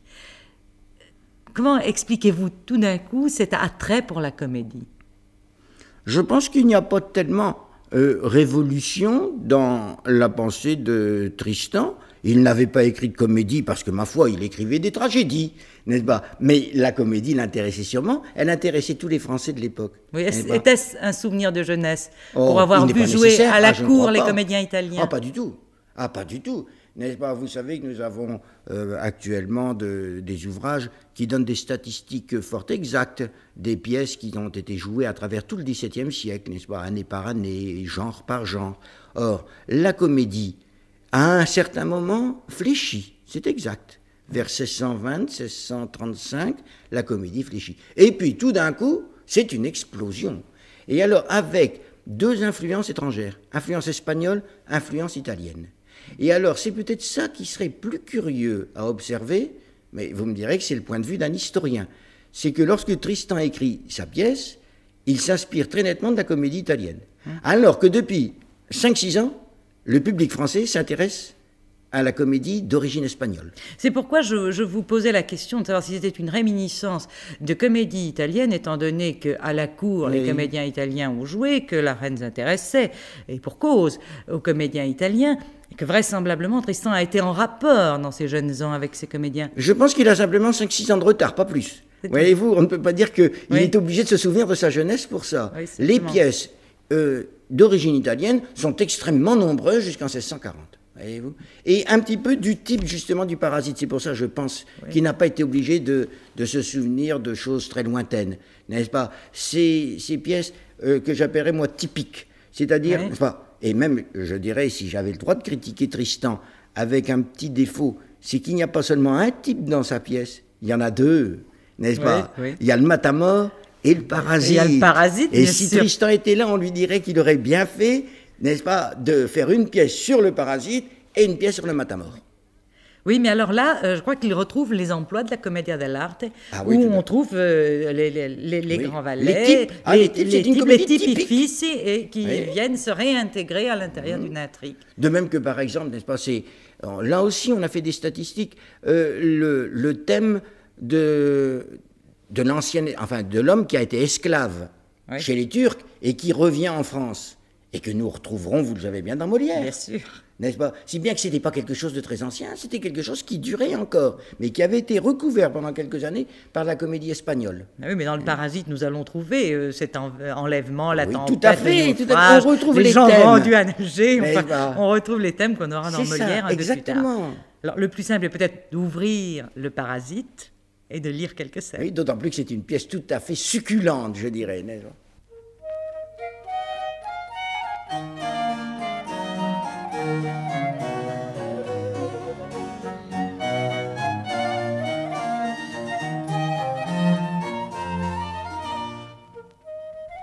Que le poste est mauvais pour une confidente de passer une nuit près d'une jeune amante. Elle est à babiller du soir jusqu'au matin. Et l'on dormirait mieux près de quelques lutins. Oh, l'importun effet d'une amoureuse cause. L'on dit et l'on redit 100 fois la même chose. On se souvient de tout, et l'on en vient troubler celles qui, du sommeil, se sentent accablées. Que de propos divers dessus une vétille. On soupire sans cesse. À toute heure, on frétille. On vient vous demander, en vous tirant le bras, « Dites-moi, dormez-vous ou ne dormez-vous pas ?» Lucinde, sans mentir, n'a point de conscience. Elle ne m'a donné ni paix ni patience. J'en aurais ce matin les yeux tout endormis. J'aimerais mieux coucher près d'un tas de fourmis. Sans puce dans mon lit, m'aurait moins éveillé. Mais la voici venir. Quoi? Sitôt habillée? Déjà sur mes talons? Mais quoi donc? C'est que je veux, encore sur ce sujet, te dire un mot ou deux. Encore un mot ou deux? Après plus de 100 000? Souviens-toi bien de tout. Oh, recherche inutile. Dans cette inquiétude et ces désirs pressants, je crains avec raison que vous perdiez le sang. Rentrez! Et répondez, si Manie m'appelle, que je suis à la halle à battre la semelle, et que chez son tailleur, comme elle a commandé, je vais voir si son corps est bien raccommodé, et si la robe aussi qu'elle met au dimanche est rallongée en bas et rétrécie aux manches. Mais d'une bonne sorte instruis notre valet. Que Lysande, arrivant, reçoive mon poulet, qu'il sache ce qu'il chante, et qu'il s'en remémore. Allez, j'en prendrai soin. Je te le dis encore. Rentrez, nous perdons temps en propos superflus. Ce n'était que 2 mots, en voilà 30 et plus. Mais où peut-on trouver le drôle que je cherche? De même qu'un oiseau qui se bat sur la perche, il cajole quelqu'un pour avoir un repas. Et le diantre d'enfer ne le trouverait pas. Toutefois, le voici. Oh, la rigueur étrange. Est-il donc ordonné que jamais je ne mange? Ai-je donc tracassé jusqu'à cette heure en vain? Ne pourrais-je flatter ou contenter ma faim? Oh, cieux, quelle pitié! Oh là! Oh, Fripsos! Que mon ventre aplati fait élargir mes choses. Si je ne bois bientôt un trait fréquent et long, on les verra dans peu tomber sur mes talons. Oh, cieux, quelle pitié, quelle misère extrême! Hé! Oh, Phénis, c'est toi? Toi, n'es-tu plus toi-même? Que ton nez aussi bien n'est-il un pied de veau? Je serais fort habile à torser ton museau. Si tes deux yeux étaient deux pâtés de requête, je ficherais bientôt mes ongles dans ta tête. Et si ton scoffion avait tous les appâts d'une rouelle de veau bien cuite entre deux plats, en l'humeur où je suis, Phénis, je te jure que j'aurais tout à l'heure avalé ta coiffure. Quoi? Manger si matin? Oh, l'appétit furieux. Ma bouche à mon réveil s'ouvre devant mes yeux. Bride cet appétit d'une raison meilleure. Je voudrais être aveugle et manger à toute heure. Écoute donc un peu. Que me veux-tu donner? Parlons d'un grand secret. Parlons de déjeuner. Il serait question de faire un prompt message. Il serait question de manger un potage.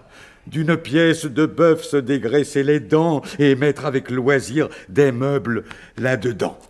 Si tu savais comment notre Lucinde pleure, et ce qu'elle m'a dit encore depuis 1 heure sur ses affections, je te jure ma foi que tu pourrais pleurer comme elle, et comme moi. Je te jure ma foi que ma panse est plus sèche que n'est une allumette, une éponge, une mèche, et qu'en un alambic très difficilement, on en pourrait tirer 2 larmes seulement. Écoute ce qu'il faut que tu dises à Lysandre. Il doit être arrivé. Je ne saurais t'entendre. Si je n'ai comme il faut fait jouer le menton, ce qu'on dit en français me semble bas breton. Je me trouve assoupi, je bâille, je m'allonge et prends un entretien pour l'image d'un songe. Je vais donc te quérir d'un certain reliquat. Qu'il soit bien relevé, car mon ventre est bien plat. Et surtout, souviens-toi de remplir la bouteille. Oh, je crois que ma faim n'eut jamais de pareil. Je sens dans mes boyaux plus de 2 millions de chiens, de chats, de rats, de loups et de lions qui présentent leurs dents, qui leurs griffes étendent et grondant à toute heure, à manger me demandent. J'ai beau dedans ce gouffre entasser jour et nuit pour assouvir ma faim, je travaille sans fruit.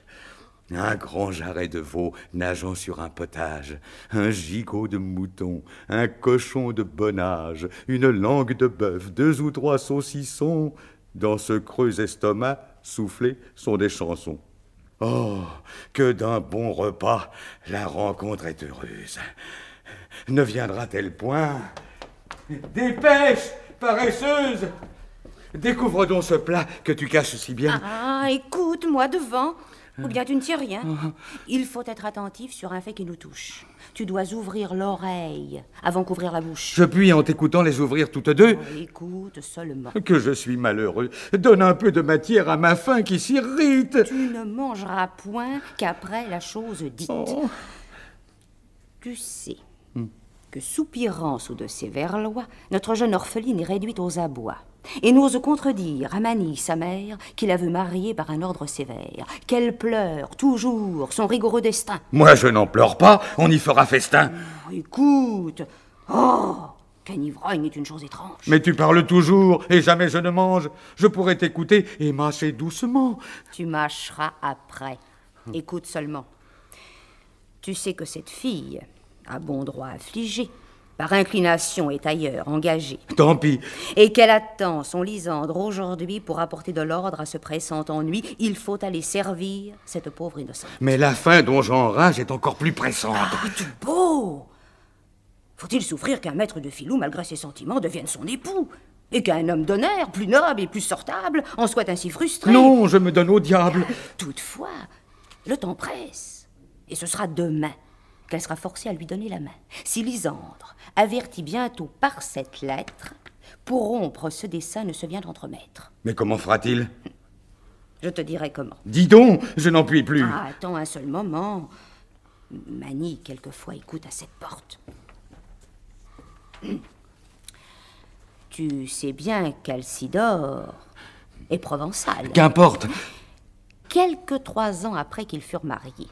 Demeurant à Marseille, ils furent conviés par la sérénité du plus beau jour du monde d'aller dans un esquif, prendre le frais sur l'onde. Manille, par faiblesse, évita le malheur, pour être sur la mer sujette aux maux de cœur. Mais son mari s'embarque avec la brigade, qui pensait s'égayer tout au long de la rade. Il y porte son fils, qu'il ne pouvait quitter, et dont l'âge, à 2 ans à peine, eût pu monter, et laisse sur le bord sa très chère Manille, qui donnait à téter à Lucinde, sa fille.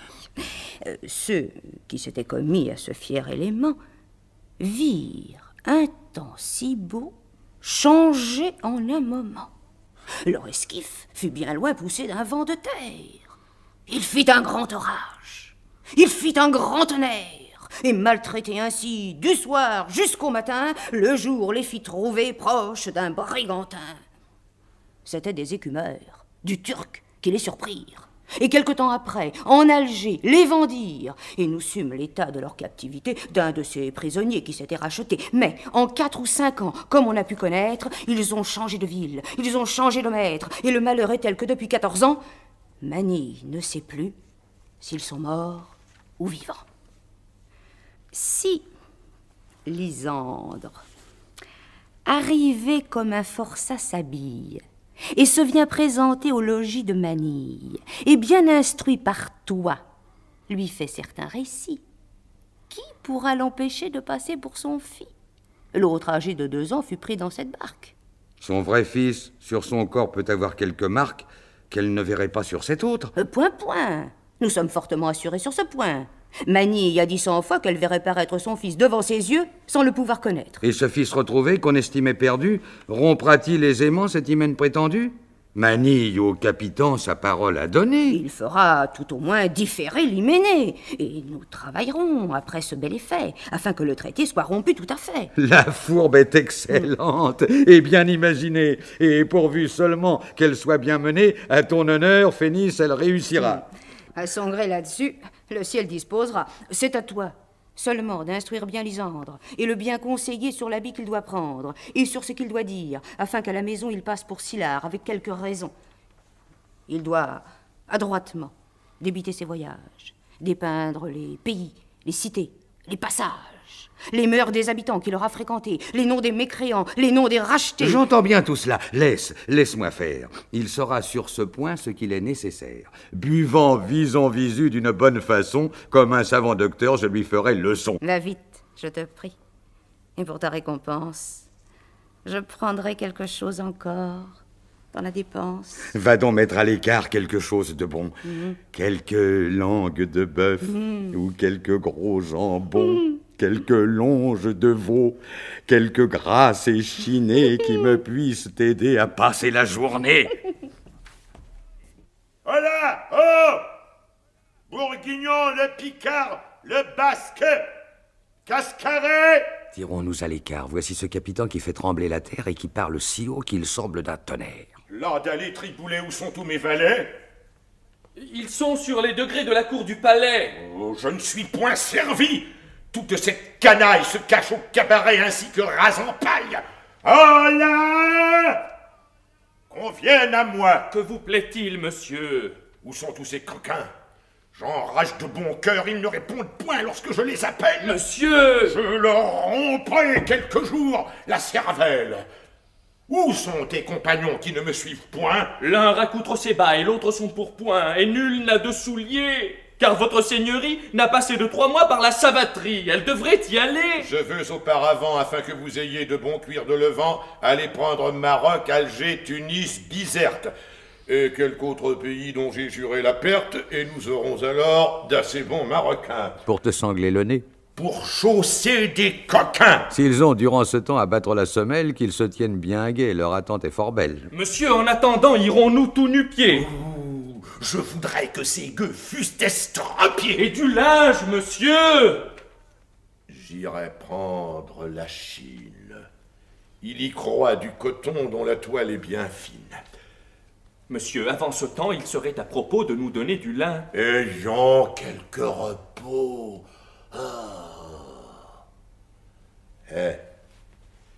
Mes barbes, mes genêts ont-ils eu de la veine? C'est mon soin principal.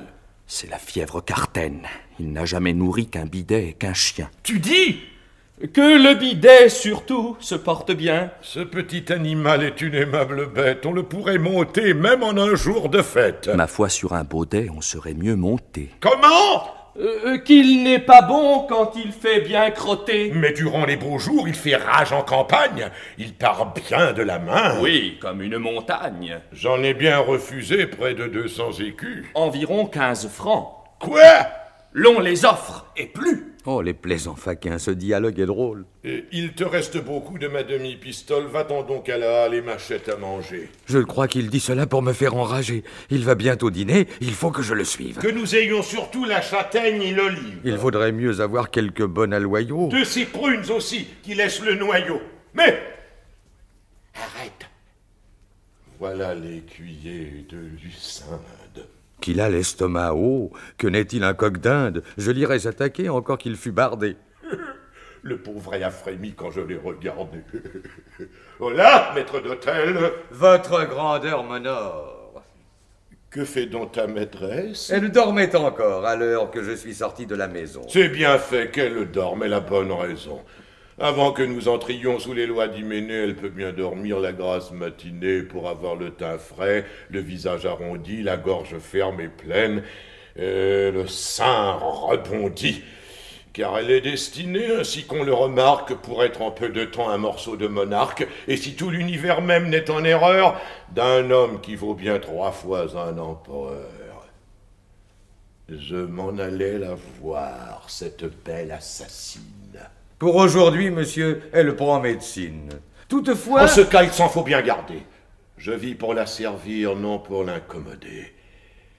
Ne lui parles-tu point parfois de mes prouesses? Dis-le-moi. Non, monsieur, mais bien de vos largesses, car elle sait assez vos glorieux exploits. Tu te souviens toujours du quart d'écu de poids.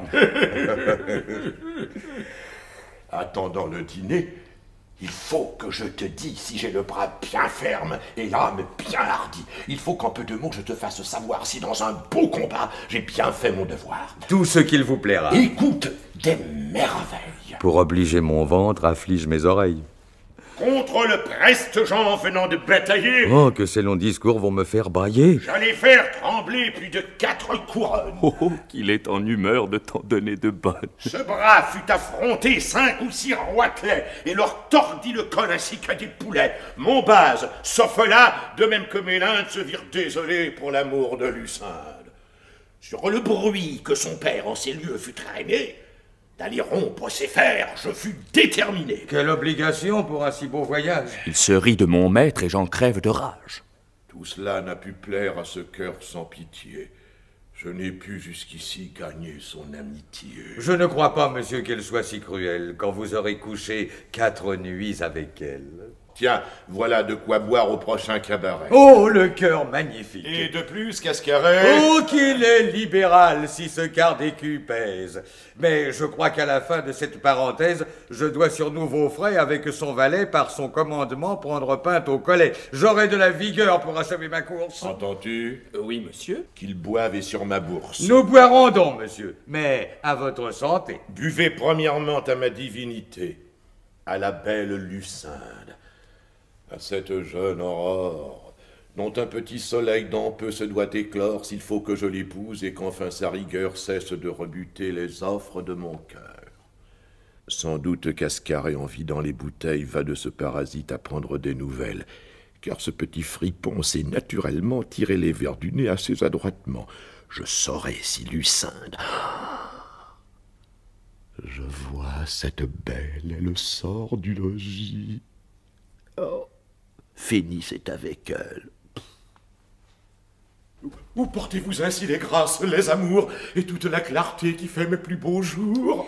Monsieur, dans ce manchon, je ne porte qu'un livre. Oh, l'importun fâcheux, que le ciel m'en délivre. N'aurais-je pas l'honneur d'accompagner vos pas? Non, monsieur, pas du tout. Ou bien je ne sors pas. De grâce, permettez. Non, j'y suis résolue. Vous le commandez donc de puissance absolue? Monsieur, je vous en prie. Et madame, pourquoi? Vous perdez votre temps en l'employant pour moi, je vous l'ai déjà dit. Oh, miracle des belles! Nous vaincrons par nos soins ces rigueurs naturelles, nous en viendrons à bout. Ce ne sera jamais.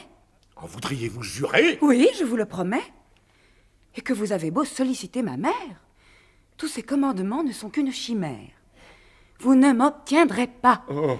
On me verra devant épouser de bon cœur la mort ou le couvent. Mais que vous ai-je fait pour m'être si contraire? Rien que m'importuner et rien que me déplaire. Cruel, cet orgueil un jour s'abaissera. Adieu. Je vous ai dit tout ce qu'il en sera. Oh. Un mot. Je te veux faire un présent bien honnête. Monsieur, tous vos discours me font mal à la tête. Si tu me veux servir, je te ferai du bien. Vous le dites assez, mais vous n'en faites rien. Une voiture vient dont je ferai largesse. Vous me ferez au moins gronder par ma maîtresse. Adieu. Oh. Voilà comment je travaille sans fruit. Lucinde me dédaigne. Et le reste s'ensuit. Oh.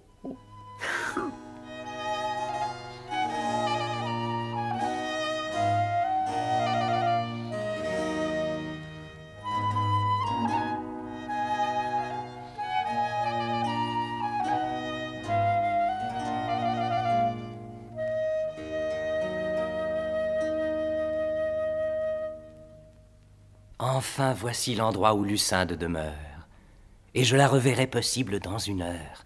Je reverrai les yeux dont je fus enflammé, et cette bouche encore par qui je fus charmé, cet oracle d'amour, cette bouche de rose, qui toujours adoucit les lois qu'elle m'impose.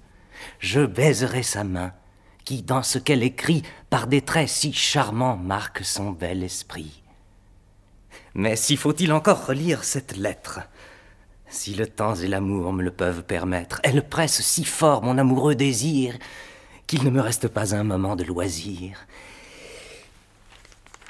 Venez en diligence et parlez à Phénice, qui vous découvrira l'état de notre sort. Nous n'avons plus d'espoir qu'en un seul artifice où Lysandre servira fort. Mais qu'il manque ou qu'il réussisse, mon amour ne craint rien, non pas même la mort.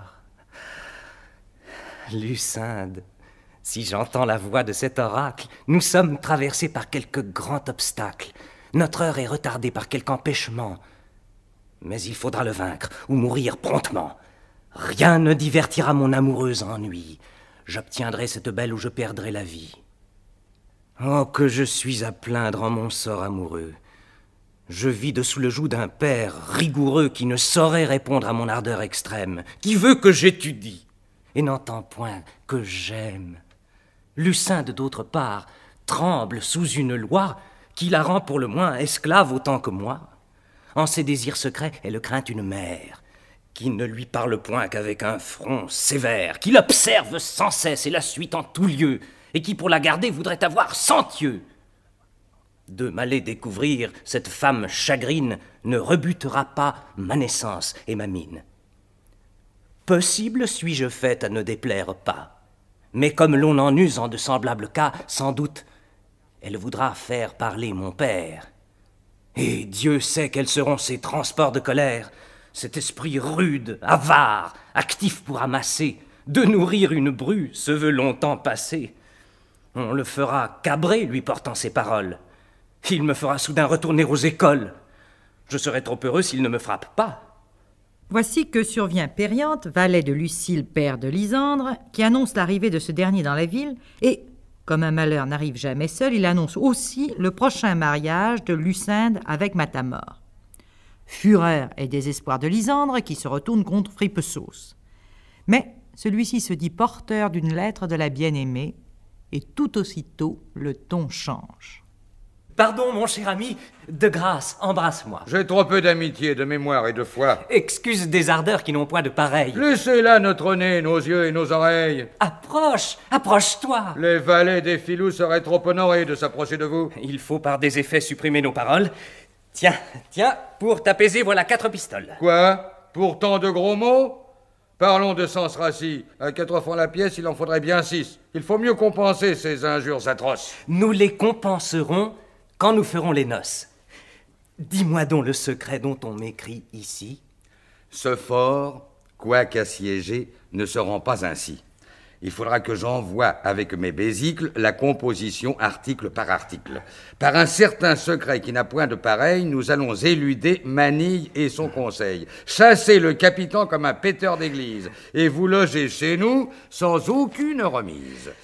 Vous tiendrez aujourd'hui Lucinde d'entre vos bras. Sa mère, en le voyant, ne s'en fâchera pas. Et même en exprimant votre ardeur mutuelle, vous pourrez librement vous baiser devant elle. Oh, que tu me ravis par ces discours charmants. Dis-tu la vérité? Crevez-moi si je mens. Blessez-moi de 100 coups, que le bourreau m'achève. Mais si je ne mens point, il faut que je me crève. Il faut que le couteau s'escrimant en ami fasse en la basse-cour la Saint-Barthélemy, que tout le poulailler se sente du carnage, que l'on défonce un muid, que dans le vin je nage, que l'on n'épargne rien pour me rassasier, que je mange mon sou, j'entends, jusqu'au gosier, que je ne fasse rien que saut et que gambade, qu'aller au cabaret, qu'aller aux promenades, qu'on ne desserve point tant que je mangerai, qu'on ne m'éveille point tant que je dormirai. Tout cela t'est promis. Dis-moi donc le mystère. Je veux qu'il soit écrit, et par devant notaire, de plus, que si parfois on m'envoie au marché, pour le compte, jamais je ne sois recherché, quand bien je ferrerai la mule. Oui, da, n'importe. J'entends que cela soit couché de bonne sorte. Oh, tout le sang me bout. Je sors presque des gonds. Voici ce capitan, ce mangeur de dragons, et qui, si l'on en croit son discours ridicule, avalerait un diable ainsi qu'une pilule. Il t'a dit tout cela? Oui, tout, de point en point. Dis-moi la vérité. Monsieur, je ne mens point. Entre les deux tréteaux, dès la 4e pinte, il m'a tout déclaré. Mais parle-moi sans fin. Je ne feins point du tout. C'est un conte inventé. Un conte? Nullement. Oh, dis la vérité. T'a-t-il absolument parlé de cette sorte? Oui, la peste m'étouffe et le diable m'emporte. C'est assez. Écoutons, il parle à son valet. Je l'étranglerai de même qu'un poulet, ce guépin d'Orléans, cette guêpe importune qui pense traverser notre bonne fortune. Ce drôle voudrait faire un hymen clandestin. Je lui veux d'un regard foudroyer l'intestin, lui rompre le bréchet avec plus d'une côte, et s'il respire encore... Il compte sans son hôte, nous verrons. Pour montrer que mon cœur est sans fiel, je le ferai sauter jusqu'au 5e ciel, afin qu'au pied de Mars, il lui demande grâce d'avoir osé choquer un prince de sa race. C'est trop souffrir. Vous l'avez entendu. Il faudrait bien le prendre ou tout serait perdu. Ces diables d'écoliers portent toujours la fronde, dont ils cassent la tête à quiconque les gronde. D'oreilles et de nez, ils font un grand dégât. Il n'est point de David pour un tel Goliath. Monsieur, si c'était lui qu'amène Fripesauce, il apprendrait bientôt à quel point je me chausse. Nous le voyons fort bien. Ce n'est qu'à 12 points. Si l'on ne m'a trompé, c'est à 14 au moins. Montrez-nous les talons vite, que l'on détale. Le tout est de bon cuir, de la porte royale. Je dis que sans tarder vous délogiez d'ici. Passez, et promptement. J'allais passer aussi. Sus! Il se faut tirer quelques sangs l'un à l'autre. Mon sang me fait besoin. Vous connaissez le vôtre si vous en avez trop ou s'il est altéré, que par quelque barbier il vous en soit tiré. Je dis tirons ce fer pour l'amour de Lucinde. Elle saura fort bien que c'est une Zolinde. Tirez-la promptement, et nous la faites voir. Elle se rouillerait, car il s'en va pleuvoir. Poltron! Examinez si je t'entends encore. Qui donc parle-t-il, mon nom? C'est Matamor. Oh, le brave guerrier. Laisse-le tel qu'il est. C'est un maître de balle à portée de forêt. Monsieur, laissez-le dire. Il se fera tenir. Si je fais à toi... Tu n'as rien qu'à venir. Je t'aurai. Ne fais pas tant de bruit. Pense à qui tu te prends. Lisant. Comme il fuit au seul nom de Lysandre, il détale bien vite. Jamais lièvre lancé n'éloigna mieux son gîte. Cascaret, au logis, as-tu du linge prêt? On prend la pleurésie en sueur comme il est. Ils feignent bien tous deux de ne me pas entendre. Mais quoi, doublons le pas pour rejoindre Lysandre. Tout va bien.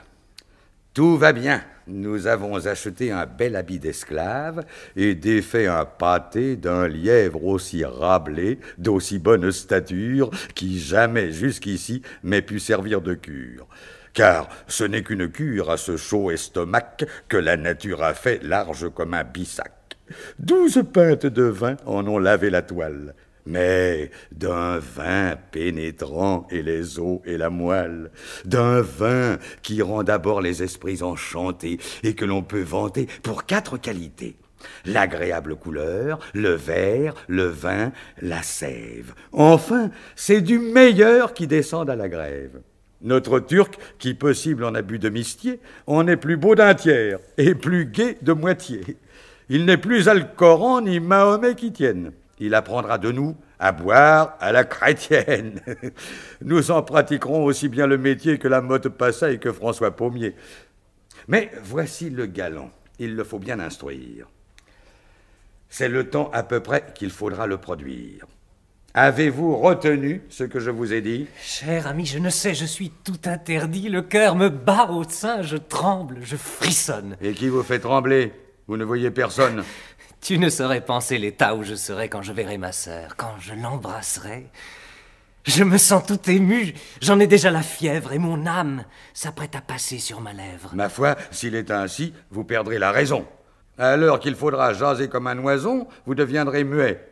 Et peut-être Manille prendra quelques soupçons que vous aimez sa fille. Que de son fils absent, vous empruntez le nom. Et venez comme un masque apporter un momon. Rengainez votre amour.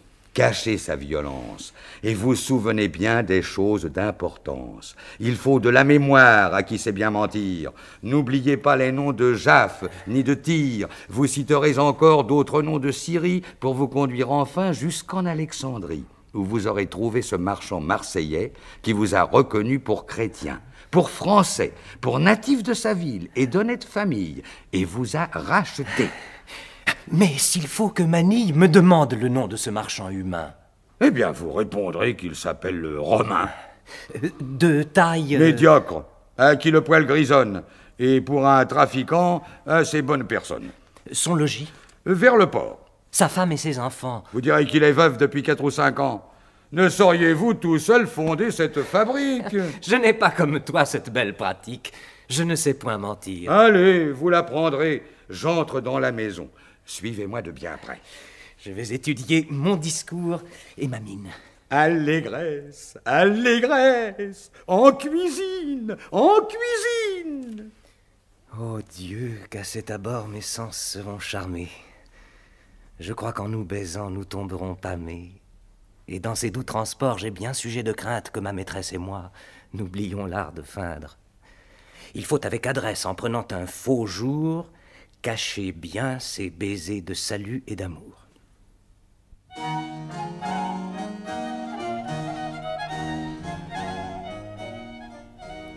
Lysandre s'installe chez sa belle, tout irait bien si son père ne survenait, si ne survenait aussi Alcidore, père de Lucinde. La fin de l'acte 4 se passe en quiproquo et en reconnaissance, et Fripeceau s'est mis à la porte. Me voilà bien payé de 6 ans et demi. En ce petit moment, ma fortune est bien faite. C'est pour devenir riche une belle recette. Et ce qui suffirait pour me faire enrager, je sors de la maison sans boire et sans manger.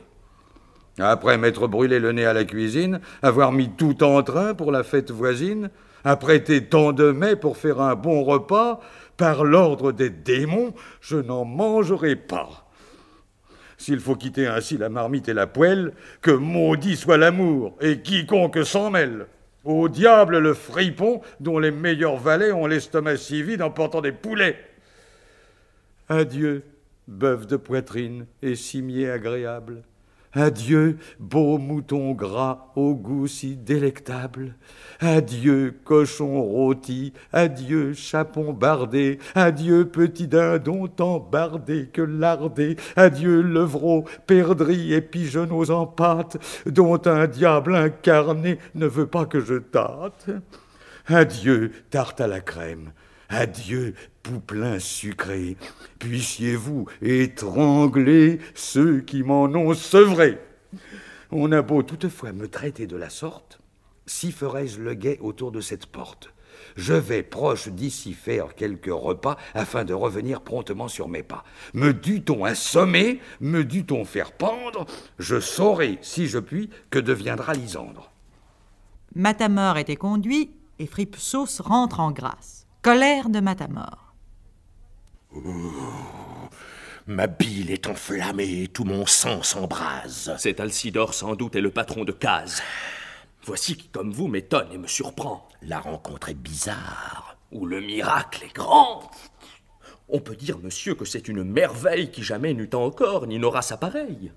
Il semble qu'Alcidor, de je ne sais pas où, à travers de la mer, soit passé par un trou. Ainsi qu'un godneau que de fine manière brioché fait sortir hors de sa gibecière. Et pour faire une fourbe à Manille aujourd'hui, nous avons été droits nous adresser à lui. Mais je veux me venger des paroles dernières. Bientôt, tous ces quartiers seront des cimetières. Avec 3 grains de poudre et le bout d'un tison, je veux faire en éclats voler cette maison. Et pour me satisfaire, il faudra que Manille, avec son Alcidor et Lysandre et sa fille, son valet, sa servante et son chien et son chat, plus haut que les clochers, fassent un entrechat. Et lorsque ma fureur, avec ce coup de foudre, aura dans un moment réduit ses corps en poudre, en portant ma vengeance encore plus avant, j'irai sous ce débris pour les souffler au vent. Les cendres d'Alcidor iront en Tartarie, les sels de Manille iront en Barbarie, les cendres de Lucinde aux terres du Mogor, et celles de Lysandre au royaume d'Honor. Celle de Fripsos en la Magellanique. Et celle de Phénice à la côte d'Afrique. Du chien vers le détroit nommé Bébel-Mandel. Et les cendres du chat s'en iront au bordel. C'est pour faire à Paris un merveilleux esclandre. 1000 fils de putain naîtraient de cette cendre. Vous en avez, je pense, envoyé des milliers au quartier du Marais et rue aux Gravilliers. Oh, tais-toi, tu me fais rire et je suis dans la rage. Je pense à repousser un si sensible outrage. Vous devez, ce me semble, en user autrement. Puisque cette Lucinde estime un autre amant, il faut la mépriser. Il faut se moquer d'elle et de votre côté faire une amour nouvelle. De plus riches parties et de meilleurs estocs, sitôt qu'il me plaira de parler me sont acquis. Comme il se doit, la comédie finit bien par l'annonce du mariage de Lysandre et de Lucinde. Et, avec allégresse, Fripsos part quérir le notaire pour passer le contrat. Et faire bonne chère. De plus, j'amènerai avec un connaisseur, et plus d'un pâtissier, et plus d'un rôtisseur. Oh, les hôtes plaintifs de la peau que je tire, vous aurez de la joie après un long martyre. Boyaux lâches et plats, vous deviendrez rondins. Je m'en vais vous remplir comme de vrais boudins. Et dans un grand hanap, dans une large coupe, je vais jusqu'à demain boire à toute la troupe.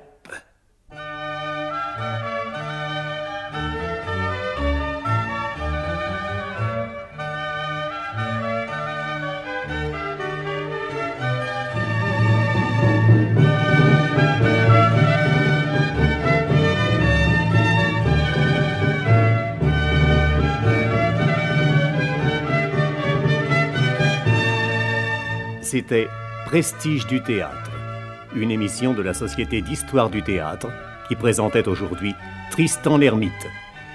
Des extraits de La Marianne, La mort de Sénèque, La mort de Crispe et du Parasite étaient présentés avec le concours de Sylvia Montfort, Catherine Sellers, Daniel Ivernel, Henri Gilabert, Robert Murzeau, Pierre Leproux, Maria Laborie, Ludmilla Holz, Roger Bray, Vicky Messica. Entretien de Rosemary Moudouès, Amédée Caria et Antoine Adam, professeur à la Sorbonne. Chef opérateur du son, Madeleine Sola. Collaboration technique, Annie Lebègue. Assistant, Daniel Long.